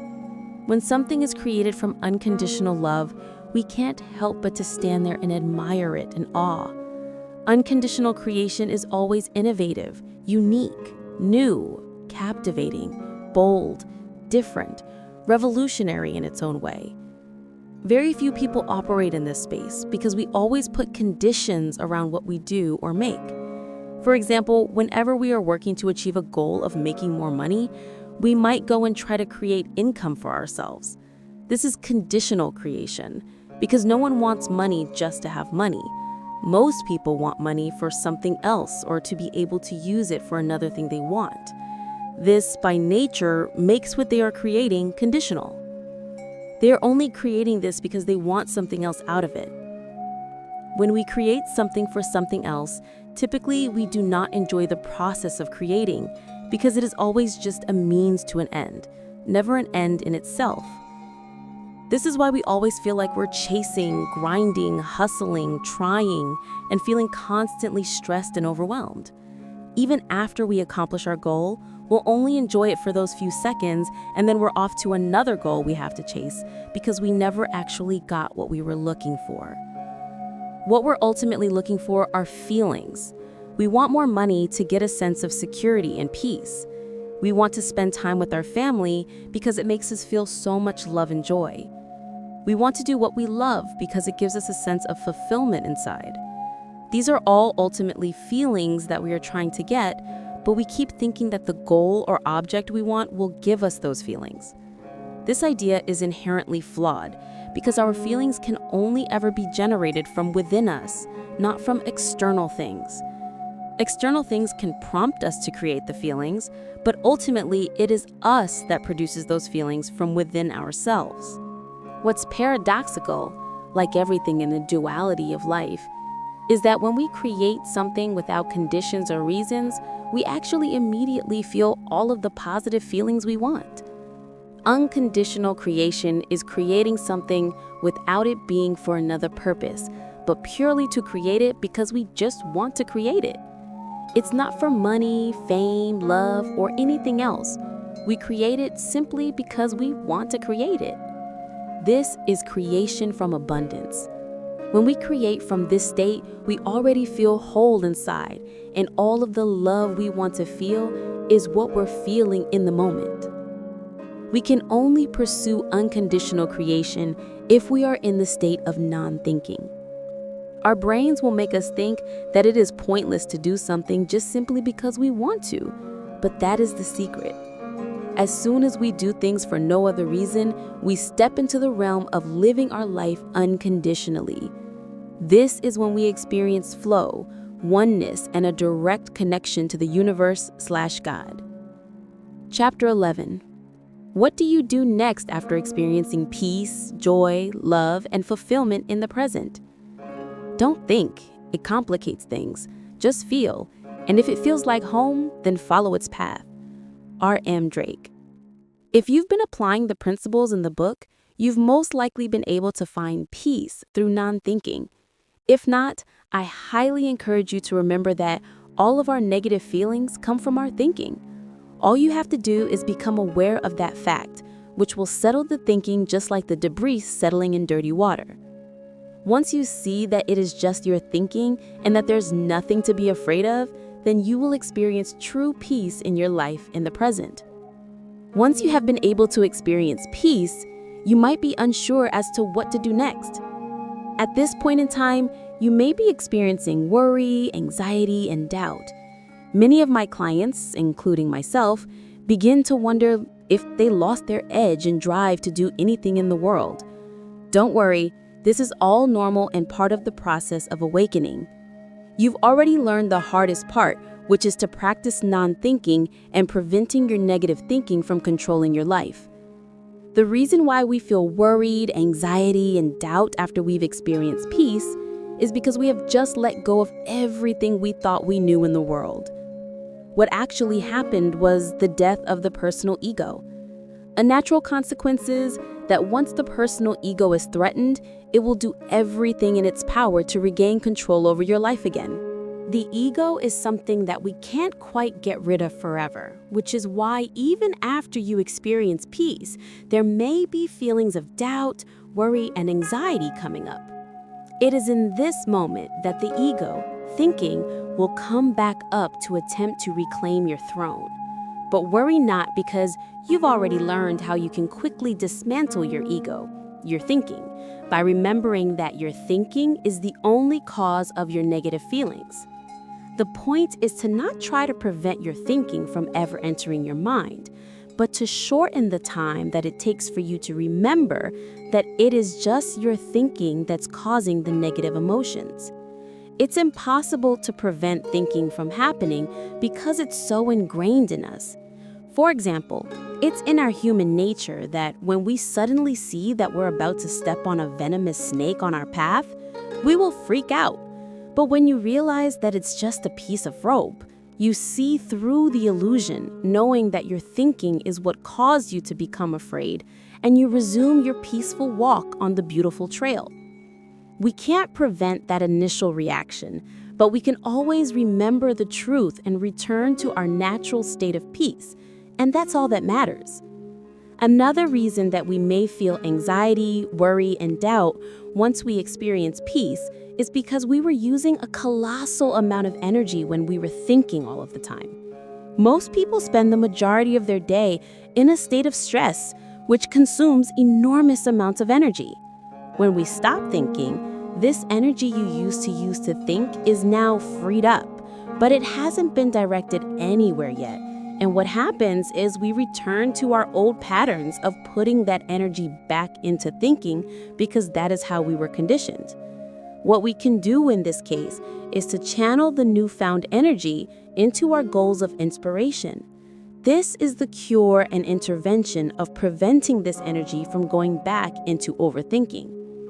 For this to work, make sure that you spent some time creating your goals out of inspiration versus desperation, and having it top of mind so that you can channel all of your energy towards it once you experience this phenomenon. If you have only goals of desperation in your mind, then directing energy towards it will only perpetuate the thinking and negative feelings. What tends to help many people in this stage is to also have an activation ritual. An activation ritual is a morning routine that helps them get into a state of non-thinking and flow. It helps you build momentum in a positive direction immediately when you wake up, so that it's easier to stay in that state of non-thinking for the rest of the day. An object in motion will stay in motion. I never understood why spiritual masters and all great leaders have a morning routine until I understood the power of non-thinking and momentum. Here's the good news. Now that all of your energy isn't tied up into thinking anymore, you can now use this freed up energy and channel it into creating new goals, from inspiration to fuel, and propel you into your new life full of peace, joy, and love. Chapter 12. Nothing is either good or bad. There is nothing either good or bad, but thinking makes it so. William Shakespeare. Here's an analogy that helps put this into perspective. On a piano, there are 88 keys. When we look at a piano, we don't point out specific keys for no reason and say that that key is wrong. We only think a specific key is wrong if we think someone is playing a specific song and hits a key that isn't in the song. Inherently, the piano has no wrong keys though. There are only keys and notes that sound more or less pleasant when played consecutively. Just like how there are no wrong keys on the piano, there are no wrong decisions in life. There's only thinking that give us pleasant or not so pleasant feelings. When we put things into a bucket of right or wrong, good or bad, this creates duality and conditions in our lives, which determines how we feel. For instance, if we believe that opposing political parties are wrong or bad, this can cause animosity within us and make us feel a concoction of negative emotions. If, on the other hand, we see different political parties in the same way as there are different keys on the piano and how there are no inherently wrong parties, then we open ourselves up to experience love, joy, and peace in the moment. We begin to see alternative perspectives that we haven't seen before and have an opportunity to deepen our understanding of the true nature of life. It's like if we are hiking on a mountain and stop at specific points to look at the beautiful view. There are no wrong spots that we can stop at, stand in, and take in the magnificence of nature, but by being open to all possible spots we can stand in, we can see the view from different vantage points we haven't seen from before. Instead of looking for right or wrong, good or bad in the world, look for truth. Instead of trying to prove we are right and they're wrong, or how they're better and we're worse, look for the truth in what's in front of you. I would only caution this by saying that many people believe what they think is the truth. For the most part, without this deeper understanding of life, most of what we think is not truth, even though it may seem like it. True truth is not subjective. If it is true for one person but not for another, then it is not universal truth. Look for what is universally true for every single conscious human being on the planet, no matter who they are, where they're from, and what their background is. That is the true truth, and that is where you will find everything you've been searching for. Remember that the only place you can find this is deep within your being, so don't try to go looking for it outside of you.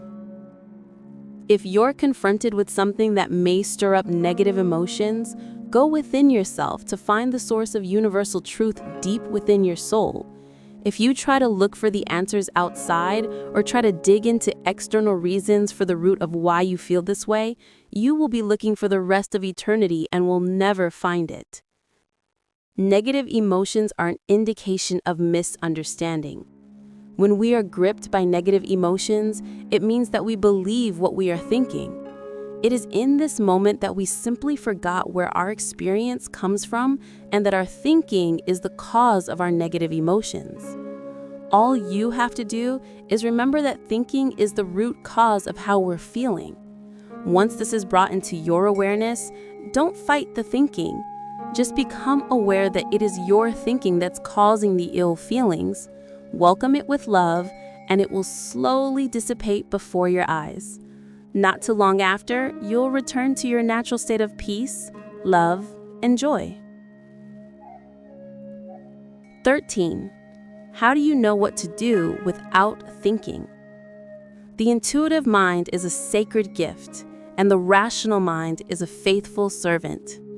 We have created a society that honors the servant and has forgotten the gift. Albert Einstein. In the previous chapter, we discussed how there's no right or wrong in this world. This chapter will build on the last to deepen our understanding and illuminate how to know what to do without thinking.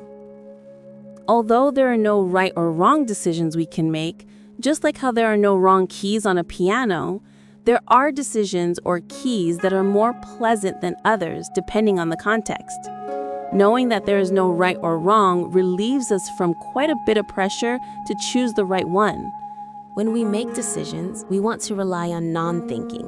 When we try to think, analyze, create pros and cons lists, and ask everyone, including our pets, for advice, it causes anxiety and frustration until we make the decision.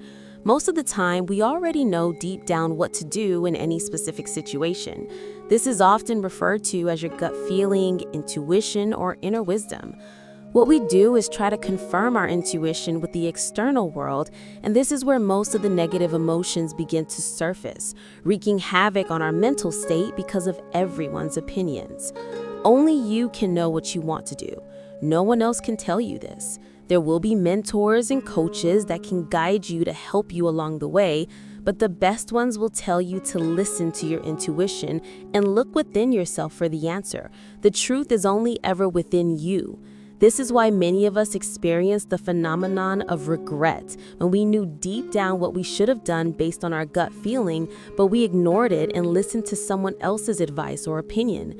Your intuition will always lead you to where you need to go and what you should do at any moment in time. It's like a real-time inner GPS that will tell you when to take a detour and which path you should take if there's a blockage in the road to your destination.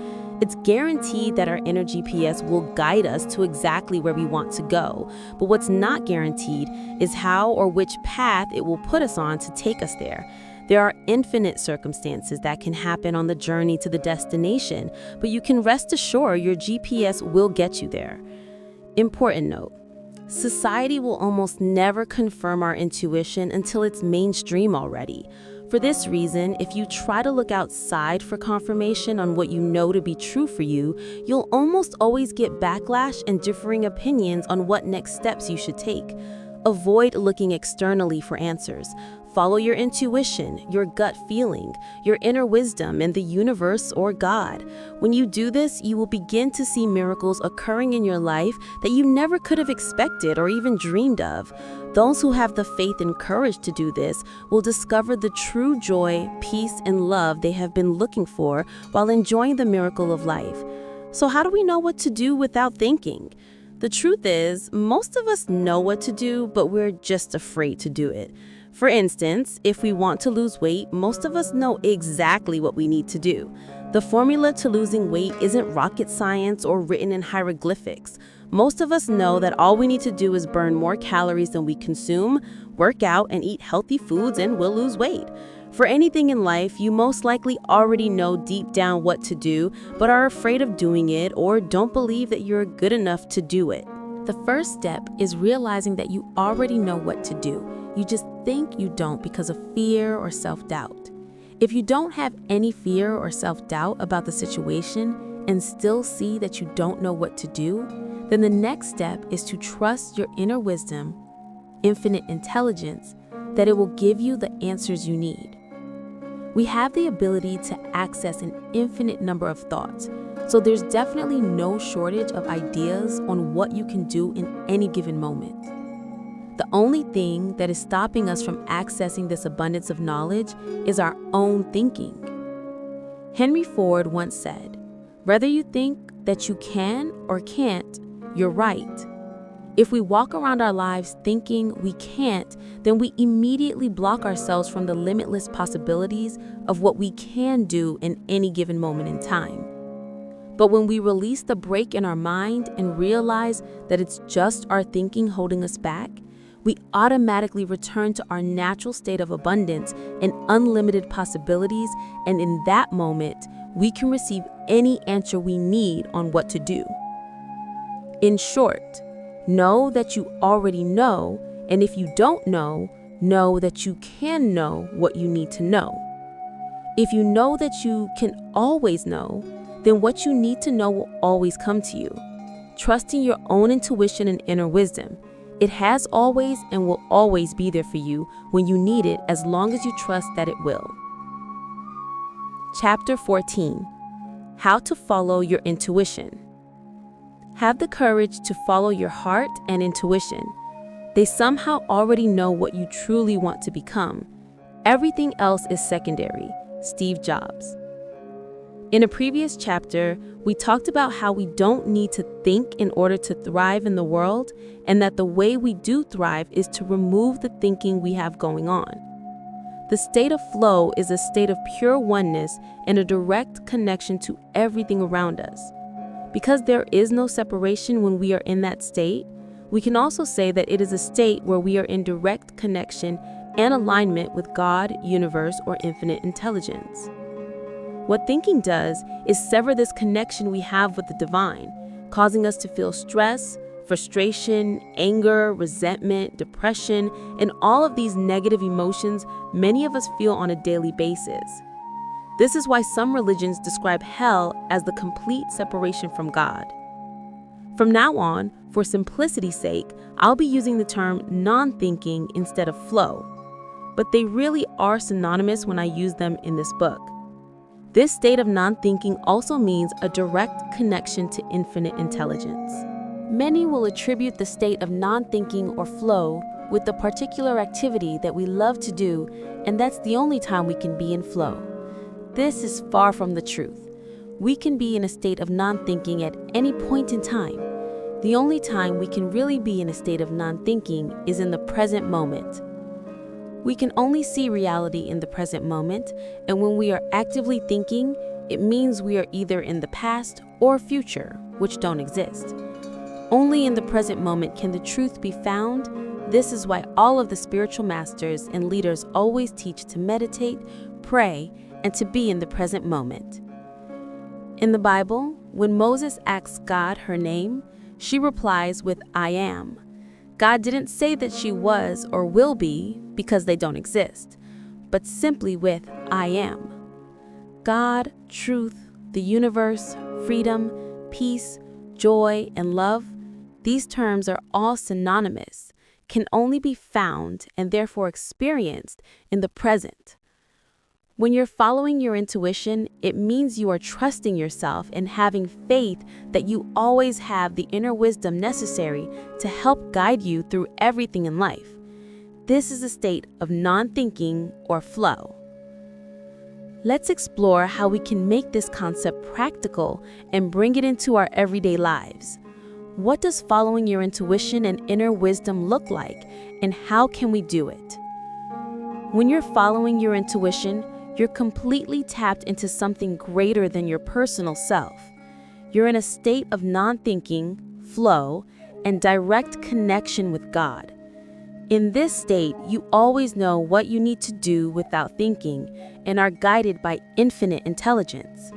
It almost seems like we're not doing anything when we're in this zone, because we lose our sense of personal self and become one with life. When we're in this state, miracles occur, such as business deals coming out of nowhere, people showing up at the right place at the right time, money comes in exactly when we need it, connections that we were looking for spontaneously fall upon our laps, and life seems almost magical. Time seems to warp and bend around us, and it's because there is no sense of it. We proceed to then accomplish more within a few days than others do within a month. Abundance, love, joy, peace, harmony, and gratitude are inevitable and inseparable feelings that are experienced in this state. Every single person has experienced instances where they have felt like this before. Although many have experienced this phenomenon, very few are able to maintain it for extended periods of time. The main reason is because most relapse back into thinking and believe that they have to figure it out themselves. It is when we begin thinking that we lose this power of creating miracle-like events and circumstances. The truth is that we don't have to have it all figured out, nor do we even have to figure it all out. How can our limited minds possibly understand and try to manipulate the entire world to our desires? It is only when we think we know more than God that we run into problems. The great news is that we don't have to know more than her, nor do we have to even think. All we have to do is trust in our own intuition and have faith that our inner wisdom will show us the way that is best for us.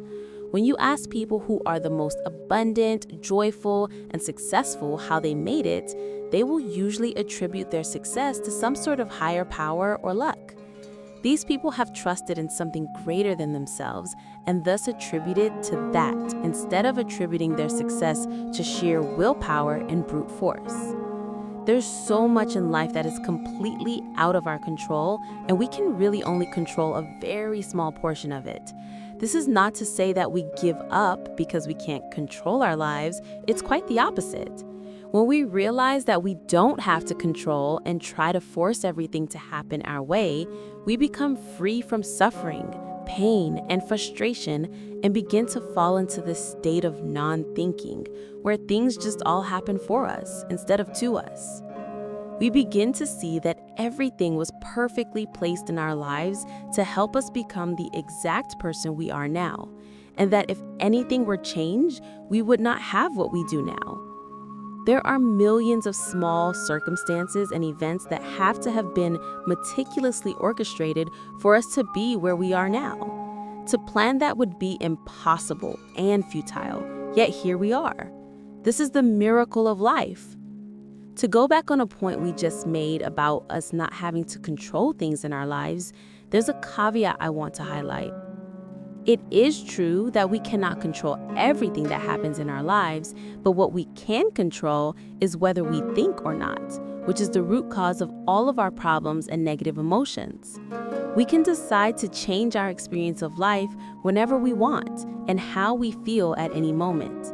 This is how we can choose to be happy, by choosing to let go of our thinking. Isn't that what ultimately matters at the end of the day?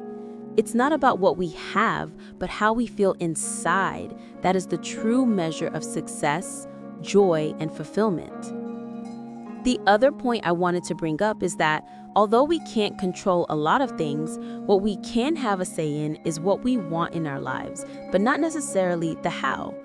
For instance, we have the gift of imagination, access to infinite intelligence, which means we can come up with anything that we want in our lives. This is an amazing blessing, but where things can go sour is when we think that we need to figure out the how in order to make it happen. It is at this point that most people give up or continue down the path of brute force to try to bring it to life and suffer daily for it. This is why people believe that we have to work hard and suffer for what we want in life. That is simply not true. It is only true if we think we have to figure out the how to get what we want in life.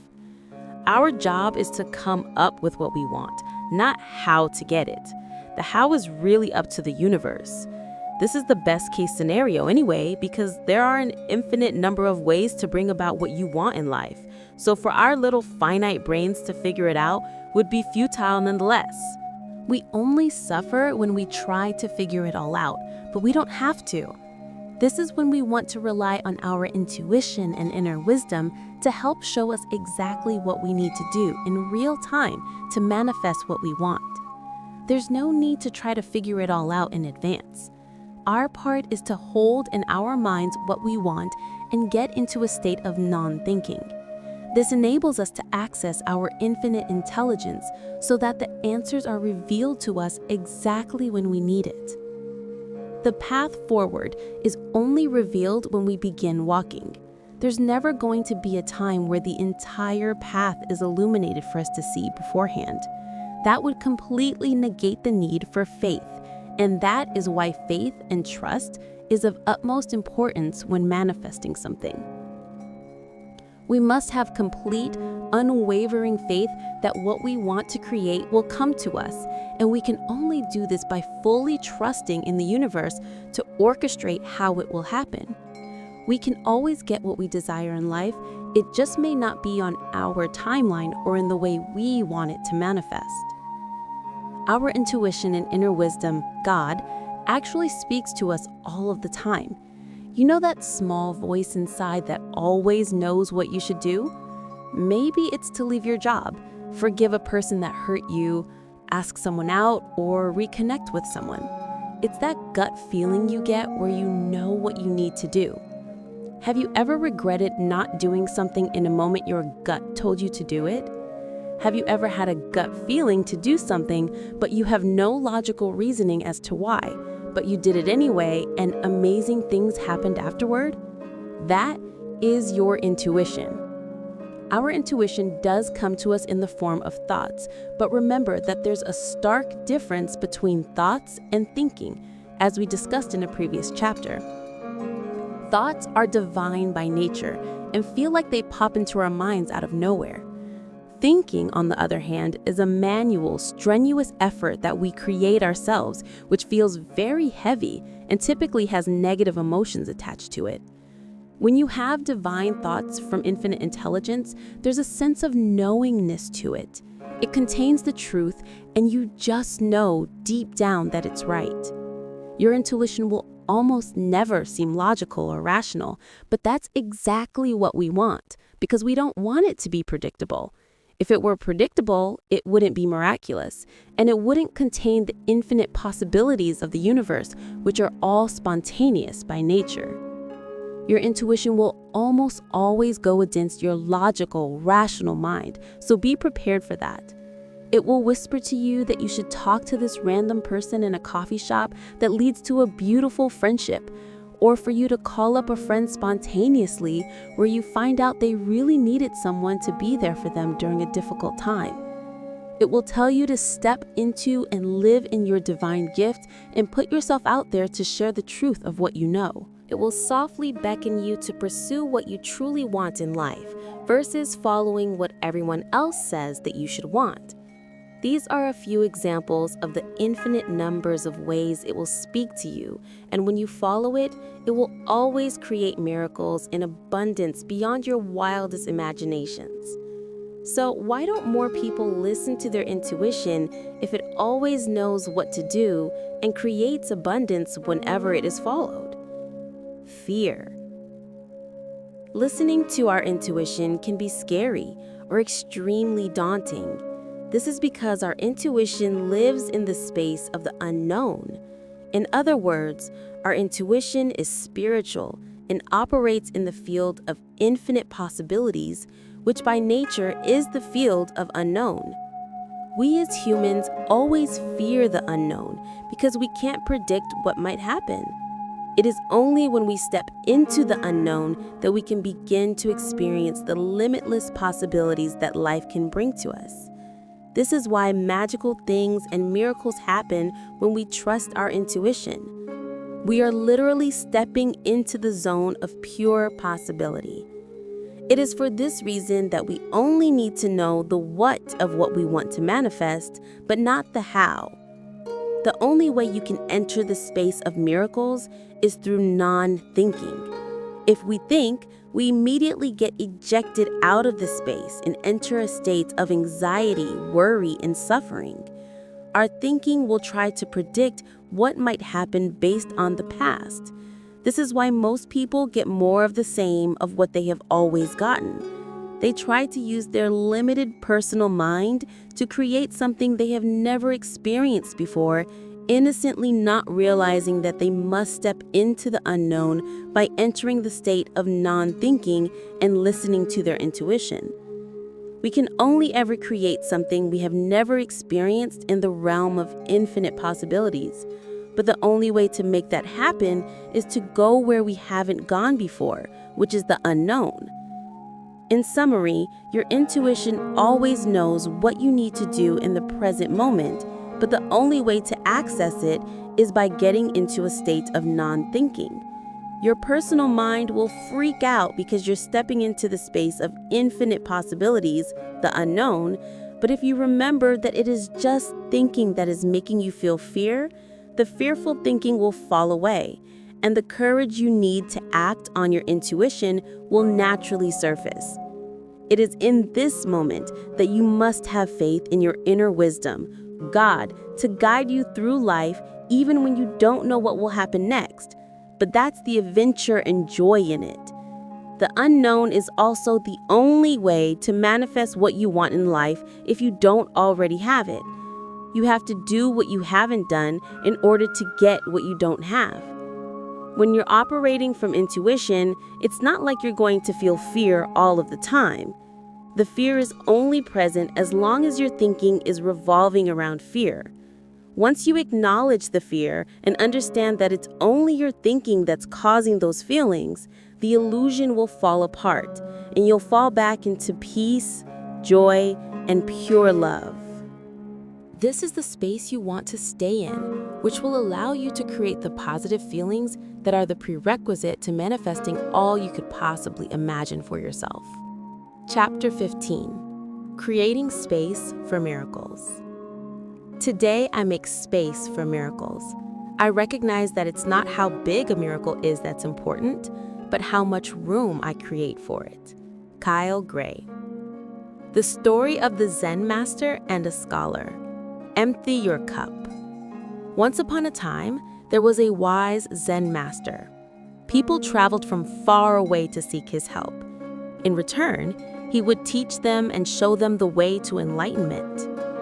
On this particular day, a scholar came to visit the master for advice. "I have come to ask you to teach me about Zen," the scholar said.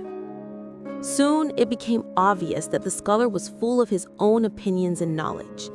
He interrupted the master repeatedly with his own stories and failed to listen to what the master had to say. The master calmly suggested that they should have tea. So the master gently poured his guest a cup. The cup was filled, yet he kept pouring until the cup overflowed onto the table, onto the floor, and finally onto the scholar's robes. The scholar cried, "Stop! The cup is full already, can't you see?" "Exactly," the Zen master replied with a smile. "You are like this cup, so full of ideas that nothing more will fit in. Come back to me with an empty cup." It is ironic how much could be written about nothing. That's what space is, nothing. When we study the universe in quantum physics, we realize that everything comes from nothing. Therefore, the great spiritual masters call this the great nothingness. For there to be creation, there must first be space. The same is true for our own minds. If you want something new to be created, such as new thoughts, then you must first create space so that you can receive new ideas that can change your life. Just like the teacup, if your mind is completely full of old thinking, it is impossible to have any new thoughts come into your mind to create the change you seek. The way we can create this space is through non-thinking. As soon as we stop our strenuous efforts to think, we immediately create space where new thoughts and ideas can enter our minds. Questions that challenge our current way of thinking are also a great way to create space in our minds. All the magic happens in the space of nothingness. For instance, great athletes go through intense periods of training, but the best athletes know that they need an equally intense period of rest afterwards to stay in peak performance. It is during this rest period that they recover, build muscle, and become stronger. This space they create for themselves through rest is where everything they wanted from the workout manifests. When Thomas Edison was confronted with a particularly challenging problem, he would sleep in his chair while holding a steel ball in each of his hands. Eventually, he would slip into a deep enough stage of sleep where the ball would drop, wake him up, and a solution to his problem would pop into his mind. Everything comes from nothing, and Edison understood this concept of creating space for new thoughts to enter his mind instead of attempting to effort his way into solving problems with his old way of thinking. He knew that old thinking was not going to give him the solution to his challenges. We can't solve problems by using the same level of consciousness we were at when we created them. Albert Einstein. Einstein had different, quirky, enigmatic behaviors, just like Edison, but a similar understanding of creating space. When Einstein was stuck on a difficult problem, he would stop working on it and play the violin. As he was playing, the answer would come to him out of seemingly nowhere, and then he'd have the solution to his problem. Einstein had created space within his mind through non-thinking to be able to receive divine downloads from the universe. We don't have to try to figure everything out. Even the people we deem as geniuses didn't strain and effort their way into making the greatest discoveries in the world. So what makes us think that we have to?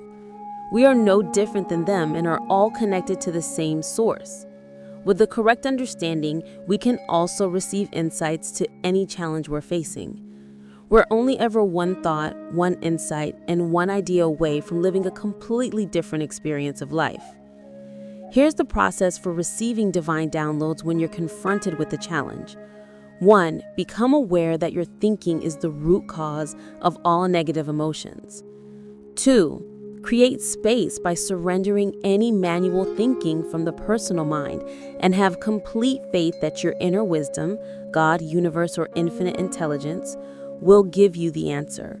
Also surrender the how and when the answer will come to you. 3. Become aware of any feelings that arise as you surrender and magnify those feelings of love, peace, and joy. Meet what you're facing with love and the answer will come to you. If it seems almost too simple, that's a good thing. The truth is always simple. Although it may be simple, it's not always easy, and even the greatest spiritual masters struggle at times. What's important is not when we get caught in our thinking, because it's inevitable, but what we do when we catch ourselves thinking again. As long as you continually remember that we can only ever feel what we're thinking, and that thinking is the root cause of all of our suffering, then you're free. Chapter 16. What happens when you begin living in non-thinking? Potential obstacles. Do not let the behavior of others destroy your inner peace. Dalai Lama. As you go along your journey of non-thinking, you'll inevitably hit some roadblocks along the way, so I'd like to bring up some of those potential issues before you encounter them so that it is a little bit easier for you. Once you begin living your life in non-thinking, you'll be having the time of your life not having very many worries, stress, or problems in your life. Many of them will just vanish before your eyes, because if you don't see things as problems anymore, they literally stop being a problem for you. What you'll notice is that you haven't felt this type of peace and serenity in your life before, and thus it will feel unfamiliar. We as humans biologically don't like what's unfamiliar because it means uncertainty. What's ironic is that right about this time is when most people begin thinking that something is wrong because they feel so happy and peaceful the majority of the day. Many feel like they're not as productive, have lost their edge, or are just lazier. This is far from the truth, and it's just your brain attempting to begin thinking again to create the illusion of safety it wants to feel. The truth is that we are most productive as humans when we are happy and in a state of non-thinking. Time seems to fly when we are in a state of pure joy. Tasks are easier, we perform better, people gravitate to us, we attract way more abundance, and miracles begin to occur out of nowhere. You just have to stay in the state of non-thinking long enough to experience these things, and you'll never want to go back. This is when faith becomes of the utmost importance, having faith that things will be okay. Know that the universe is working for you, not against you, that everything happens for a reason, and that there are no failures in life, just lessons and opportunities for us to grow. We must have faith in the unknown because that's the only place that contains the possibility for anything to be different than the life we're living right now. The unknown is where all possibilities exist, including everything you could possibly ever want for your life. Once you have the courage to make the leap into the unknown and to not be afraid of it anymore, it's impossible that your life won't change. If you begin to feel like something's wrong because you feel way too peaceful and content, know that it's only your mind trying to make you think again. Your mind is the greatest salesman and knows exactly what to say to get you to bring you back into its vicious cycle of destructive thinking. It is in this moment that you have the choice to have faith in the unknown and stay in the feeling of happiness, peace, and love, or to go back to the old patterns of familiar pain and psychological suffering. We can neither choose to be free and happy in the unknown or to be confined and suffer in the familiar. Once you catch yourself and see that it is your thinking that's causing your suffering, that's all you have to do in order to bring yourself to a state of peace, happiness, and love again. The transition can happen painlessly and effortlessly if you let it. Chapter 17. Now what? There will come a time when you believe everything is finished. That will be the beginning. Louis L'Amour. Although this is the end of the book, it is just the beginning of a new life for you. You are only ever one thought away from peace, love, and joy, which come from a state of non-thinking.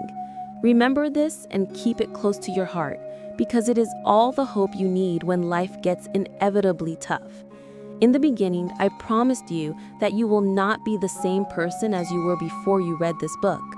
If you began reading this book with the intention of having an open and willing mind, then you have already received numerous insights that have completely changed the way you look at life, and thus you are not the same person as you were before you read this book. Once you see something new from an insight, you cannot unsee it. Once your consciousness expands, it cannot contract again. We may forget from time to time and cause ourselves to suffer when we begin thinking again. But as soon as we remember that, we immediately realize that we are the ever-expanding awareness of life itself and find love, peace, and joy in the present. If this seems like it is too simple and that it can't be all there is, that is just your mind causing you to think again. The truth is simple and will always be. Anything that makes something complex and intricate is only taking you further away from the truth. The truth is not something you think, but something that you know and feel deep in your soul. Listen to that still inner wisdom inside of you that knows all of this. Let it guide you through your life. We are most fulfilled when we listen to our soul. The world will continuously advertise to us that we are not enough, that we are missing something or don't have everything we want. People will constantly bombard you with their own opinions, judgments, and advice. Know that they are innocently caught up in their thinking and thank them for caring, but do not fall into the illusion that you need any of that. Everything you could possibly ever want and need is already inside of you. You are already all of the love, joy, peace, and fulfillment you have ever wanted. It is only when we forget that fact and get caught up in our thinking that we do not see it. Continue to live in this state of pure peace and let go of any thinking that may pop up in your mind. The longer you stay in this space, the more miracles will show up in your life. Although you can go and share this message with every person you meet, you won't even need to, because they will notice something completely different about you. You'll be glowing, vibrant, and emanating pure love and joy, and they will begin asking why and how.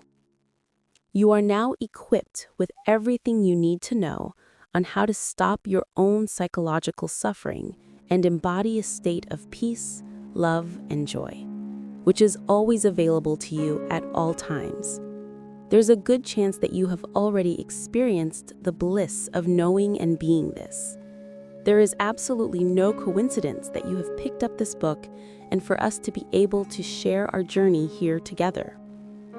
I am always amazed at all of the divine intercessions that have to have happened for us to be here together right now. It is truly humbling and an incredible blessing that you have allowed me to guide you through this infinitely beautiful experience we call life. Before we close this chapter, I do have one small favor to ask. If you have found this book helpful or insightful, it would be an incredible honor if you could take 60 seconds to leave a review about this book on Amazon. I would truly love to hear about your thoughts, insights, feedback, your personal journey, and everything in between. The few words you share there will help spread this message to so many souls who are also looking for the same answers you are, and it will change someone's life. Because who doesn't read Amazon reviews before they buy something, right? For anyone that is interested in connecting with me even further, I would love to hear from you at hello@josephnguyen.org about anything and everything. It brings me such a deep feeling of joy to hear other people's stories, so I do keep my inbox open for those who would like to share. I look forward to hearing from you soon. With love and light, Joseph. P.S. In the next few pages, there will be a summary and guides to help you implement much of what is mentioned in this book. If you feel inspired to get additional help with applying these principles to change your life or business, I'd love to invite you to visit my website to explore possibilities of how we can work together. Summary of non-thinking. Thinking is the root cause of all suffering. There is no other answer to why we feel negative emotions other than that it is from our own thinking. Everything can be traced back to our thinking, which makes problem solving very simple. Once we realize that our thinking is causing how we feel, we can let go of it, and we return to our natural state of peace, love, and joy. When we let go of our thinking, it creates space for us to be able to allow all positive emotions we want to feel to surface from within us. We don't live in reality. We live in a perception of reality, which is created by our own thinking. Thinking is not an effect of our experiences, but the cause of it. The thoughts in our minds are not facts. Our thinking only has control over us if we believe it. Let go of the belief in the thought to let go of the suffering. Our feelings are direct feedback and an innate internal guidance system to let us know whether we are lacking understanding or have absolute clarity of truth. Feelings are an invitation to deepen our understanding of the truth. We are in flow when we are not thinking. There is no separation between us and the universe and all of life when we are not thinking. It is only when we think that we cut ourselves from source and feel separate from all things, the birth of the ego. Thinking and thoughts are two different things. Thinking is a verb and requires our manual effort, which causes suffering. Thoughts are nouns, which do not come from us and are divine downloads from the universe. We think because it is a biological response to survive. Our minds think only because it is trying to keep us alive, but it does not help us thrive. It is only concerned with our safety and survival, but not our fulfillment. Thinking holds us back from our highest selves by causing negative feelings within us that prevent us from following our true callings. Our minds are limited to our personal experiences. If you want to receive insights, creativity, and knowledge beyond the capabilities of your current self, simply choose to listen to infinite intelligence rather than your finite mind. This infinite source of truth is available to all people at all times if we allow it to be. Universal intelligence, mind, is the energy that is everything in this universe. It is the source of where everything comes from, that is before form, and we are made up of it. This energy has a feeling, which is the feeling of love, peace, joy, connection, and well-being. This is what we fall back into when we let go of our thinking, and it is our natural state. Since we are all always connected to the same source of infinite intelligence, once we let go of our thinking, we access new thoughts, ideas, and insights, even if we have never experienced them before. The more we trust our intuition and this infinite intelligence, the more we will receive these insights that are always available to us, because that is our true nature. When you make space for infinite intelligence, it makes space for you. The more you trust it, the more it trusts you. There's never an end to how much space you can make for it. When you prioritize making space in your life and in your mind for infinite intelligence to come through, your life will change.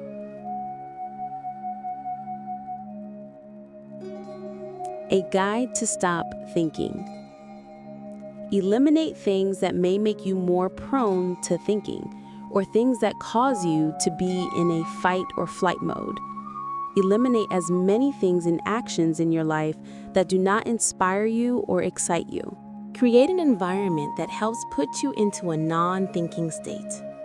Create a morning activation ritual to help you start your day in a peaceful, non-thinking state. Use this space to receive insights from infinite intelligence to help you navigate through life. Create space in your day to be able to decompress, relax, and return to a state of non-thinking. Write out things you can do during your day that can help you achieve this. It could be journaling, taking a walk, meditating, playing with your pets, taking a nap, doing yoga, or anything relaxing. Framework for how to stop thinking. 1. Realize thinking is the root of all suffering. Understand the true nature of thinking. Realize if you're suffering, you're thinking. Realize the difference between thinking and thoughts. Don't try to find the root cause. Thinking is the root cause. 2. Create a space for persisting negative thinking. Allow them to be there and acknowledge them for what they are. Understand that you are the sacred space that holds these feelings, but that you are not the feelings themselves. Don't be afraid to be alone with your thinking and have the courage to allow it to be in your consciousness. Welcome it in and see that the thinking just wants to be acknowledged. Realize that negative thoughts only have power over you if you believe in them. Once you allow them to exist in your consciousness and don't resist the feelings, you can then look beyond the feelings to see the truth behind it all. Every feeling contains a seed of truth in it, which will help you deepen your awareness and allow you to experience life more fully. 3. Once you acknowledge the thinking, allow it all to pass and allow yourself to just be without attaching to anything. Naturally, positive emotions will arise, like peace, love, and joy. Allow yourself to enjoy these emotions as they come up. If the negative feeling still persists, then go back to step 1 and repeat until you've been able to find some peace. Potential obstacles. 1. Not wanting to let go of thinking because you think that it is what got you to where you are. While this is true, you must realize that what got you here won't get you there. If you want to break the vicious cycle of suffering and the same self-destructive patterns repeating in your life, you'll have to do something different. Insanity is doing the same thing over and over again, but expecting a different result. The real question is, do you want to be happy or not? If you understand that thinking is the root cause of all of your suffering and do not want to be unhappy any longer, then you will be able to make the leap of faith into non-thinking. 2. Not enough faith. In order for there to even be a possibility that there could be a life filled with joy, peace, and love every single day, you must first believe that it is possible. One must also believe that they are part of something much bigger, that is the life force that has been taking care of them this whole time. The universe, God. Having faith in something much bigger than we are, without being able to fully comprehend it with our finite minds, is the only way we can surrender our manual efforts and experience total peace in our lives versus worrying about everything. Fear. Fear is a completely normal emotion when it comes to trusting in the universe, which is also the unknown. Fear is an indication that something is very important to us, so this is a great sign. Everything we could ever want is on the other side of fear, and deep down, you know this is the truth. The test we must pass in order to obtain all we desire is fear itself. The way out is through, and going deep within yourself to see and know that you will be okay no matter what, that this fear cannot and will not kill you, but if you do not confront it, it will take the life of all your dreams instead. Thinking is the root cause of fear. If you don't think, there is no fear. Follow the framework for how to stop thinking, to overcome the fear, and experience what life can be like without limits. How you will know if you're in a state of non-thinking. If you're not thinking, you will experience complete peace, love, joy, passion, excitement, inspiration, bliss, and any positive emotion your mind can conceive. You'll feel like you're in flow. You'll lose sense of time, space, and even yourself. You'll feel one with life. This is how you know you are not thinking. Reflection prompts. On a scale of 1 to 10, how much did you think today? 1 being low, 10 being high. What percentage of your day was spent in fight or flight mode? What percentage was spent in a relaxed, calm state? A guide to creating a non-thinking environment. Your environment will either induce and support the state of non-thinking, or it can make you more prone to thinking. Although we create our reality from the inside out, many times we are still affected by our environment. Since we are spiritual beings living in a physical world, we cannot completely detach from this 3D world just yet, so it is important to create an environment that is conducive to non-thinking. In order to be productive, the best way to do it is to eliminate distractions instead of trying to do more. Similarly, if we eliminate many of the things that we know that can trigger us to relapse back into thinking, then we will be able to stay in a peaceful state of non-thinking much easier. Remember that changing your environment and not yourself will not work long term. A delicate blend of both will be what you need to create a beautiful life you love to live. Framework for removing thinking triggers. 1. Perform an audit to see what things can make you more susceptible to thinking and make a list. A. Write down everything that comes to mind. What can help is to tap into your intuition and feel energetically in your body if this specific thing in your environment will help or hurt you. If you are in a calm, relaxed state, the answer will be obvious. B. If you're having trouble with coming up with things, try to remember what things tend to put you into a fight or flight mode. make you anxious or overthink. Anything that puts you into a survival state will not help you maintain a state of non-thinking. C. If it is still difficult to think of things, you can keep a journal as you go about your week and write down anything that seems to put you into a fight or flight mode. You'll have a nice list by the end of the week. 2. Organize all of the things you wrote down into categories. A. Here are some examples of categories. I. Physical health. A. What things that when you put into your body can make you more prone to experience a fight or flight response? Anxiety, stress, overthinking. Foods, stimulants, drinks, etc. Physical environment. B. What things in your physical environment can make you more prone to experience a fight or flight response? Anxiety, stress, overthinking. 3. Digital environment. C. What things on your phone, computer, or TV can make you more prone to experience a fight or flight response? Anxiety, stress, overthinking. 4. Digital consumption. D. What media/content when you consume can make you more prone to experience a fight or flight response? Anxiety, stress, overthinking.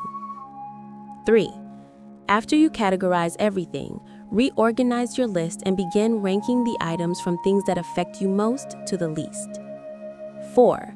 Choose the top items from each list and create an action item on what you plan to do in order to remove it from your environment. Choose only what would be manageable and possible for you to remove without making you prone to even more stress. This would defeat the purpose of the exercise. Start small.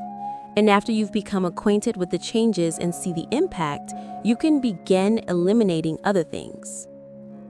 Framework for creating a non-thinking environment. Write down all of the things that help you get into a relaxed, peaceful, non-thinking state. These can be things like exercise, meditation, having a certain genre of music on, location, etc. Organize the items on your list into categories. 1. Examples of categories. 1. Physical health. A. What things that you put into your body help you to feel healthy, sustainably energized, and peaceful? 2. Physical environment. A. What things in your physical environment help you feel aligned with your divine self? 3. Digital environment. A. What things on your phone, computer, or TV help you to feel aligned with your divine self? 4. Digital consumption.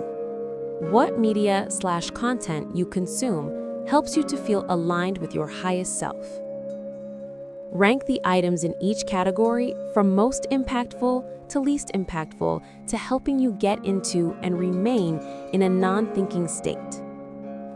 Choose the top items from each list and create an action item on how you will incorporate it into your life. Try not to do too much at once because it can be overwhelming. Do what is manageable for you for now, and you can add on more later after you've become acquainted with it. Create an activation ritual or morning routine that helps you get into a state of non-thinking and helps you align with your highest self. Plan out what the ideal morning routine looks like that you can do now. Start small and don't overwhelm yourself. Ensure that there is time for you to create space, like meditation, yoga, or any similar spiritual practice to help you tune into infinite intelligence. How you start your day will create momentum for how your day will go. If you start your day off by checking your phone, emails, and what you have to do, you're starting your day in a stressful, fight or flight mode of thinking, which will carry on for the rest of the day. If you begin your day in a peaceful state and perform a routine that gets you into a state of non-thinking, you will carry that momentum throughout your day, and it will be much harder to get caught up in external things that could make you relapse back into thinking and stress. This is why all the greatest spiritual masters have morning rituals or routines of some kind. Framework for implementing non-thinking into your work. 1. Create a list of things you do in your work that drain you of energy, things that you don't like doing or just feel overall heavy in your work. 2. Create a list of things you do in your work that gives you energy, things that make you feel inspired and energetic, alive and light. 3. Go back through your whole list and give a rating for each activity that you do on a scale from 1 to 10, with 1 being extremely energy draining and 10 making you feel the most alive and inspired when you do it. 4. Each week, eliminate 1 to 3 things from your energy draining list and do more of the activities that are a 9 and 10 on your list. The goal is to get to a point where you're spending 80% of your work time doing things that are a 9 and 10 on your list. A guide to overcoming destructive habits, behaviors. As you create more space and begin not thinking as much, you'll quickly discover that you will become aware of a lot of negative, destructive habits you may have that keep making you more prone to suffering. This is completely okay. Do not beat yourself up about it because it will only make things worse. Here is a more detailed guide below that will help you break any destructive habits. 1. Become aware of what behavior you want to change and confirm that it is something you genuinely want to alter. Understand that if you want to change and stop the vicious cycle of suffering, you're going to have to change and let go of the beliefs you're holding on to that are creating the suffering. If you don't want to change it, there's no point in continuing forward. But if you do want to change, then let's begin the process of letting go. 2. Write down in exact, meticulous detail what happens with this behavior, how many times it happens, when it happens, etc. Don't spare any details. 3. What are you feeling in the moment right before you begin the behavior? What's the feeling that triggers the behavior? Be honest with yourself. 4. What specific thinking patterns are going on? What are you saying to yourself in the moment when this happens? Describe it in exact detail. 5. What beliefs do you have around this habit? What conclusions have you made which compel you to feel like you have to perform this behavior or action? 6. How do you feel when you believe that thinking? 7. What do you believe will happen if you don't perform the behavior? In other words, what consequences do you believe will happen if you don't perform the action? 8. Is it absolutely 100% true that it will happen if you don't perform the behavior? 9. Can you see how destructive this thinking is and how much it causes you to suffer? 10. Are you willing to let this thinking and behavior go now? 11. Consult your inner wisdom and highest self. What is it trying to tell you? What is it trying to help you learn? How is it telling you to restore balance into your life? How is it telling you to grow right now? Create space and wait for an insight from infinite intelligence as to why you actually want to change. 12. When you receive the insight, allow yourself to fully feel the freedom, peace, and joy. Feel the weight lifted off your shoulders. You'll know you did it right if you physically and energetically feel lighter, and if you don't see the action or habit in the same way anymore. Fully immerse yourself in the feeling of deep gratitude and just allow yourself to be. 13. Write down any insight you've had and journal your experience you just had so you can have a documentation of these miracles in your life. What to do if the feeling comes back up again? Follow this guide again until you have an insight or a breakthrough that completely changes the way you look at life. Thank you for listening to Bookshare Audio. If this book awakens something in you, please like, subscribe, and share it with others who seek growth and meaning. And in the comments below, tell us which book you'd like to explore next. Bookshare Audio. Thank you.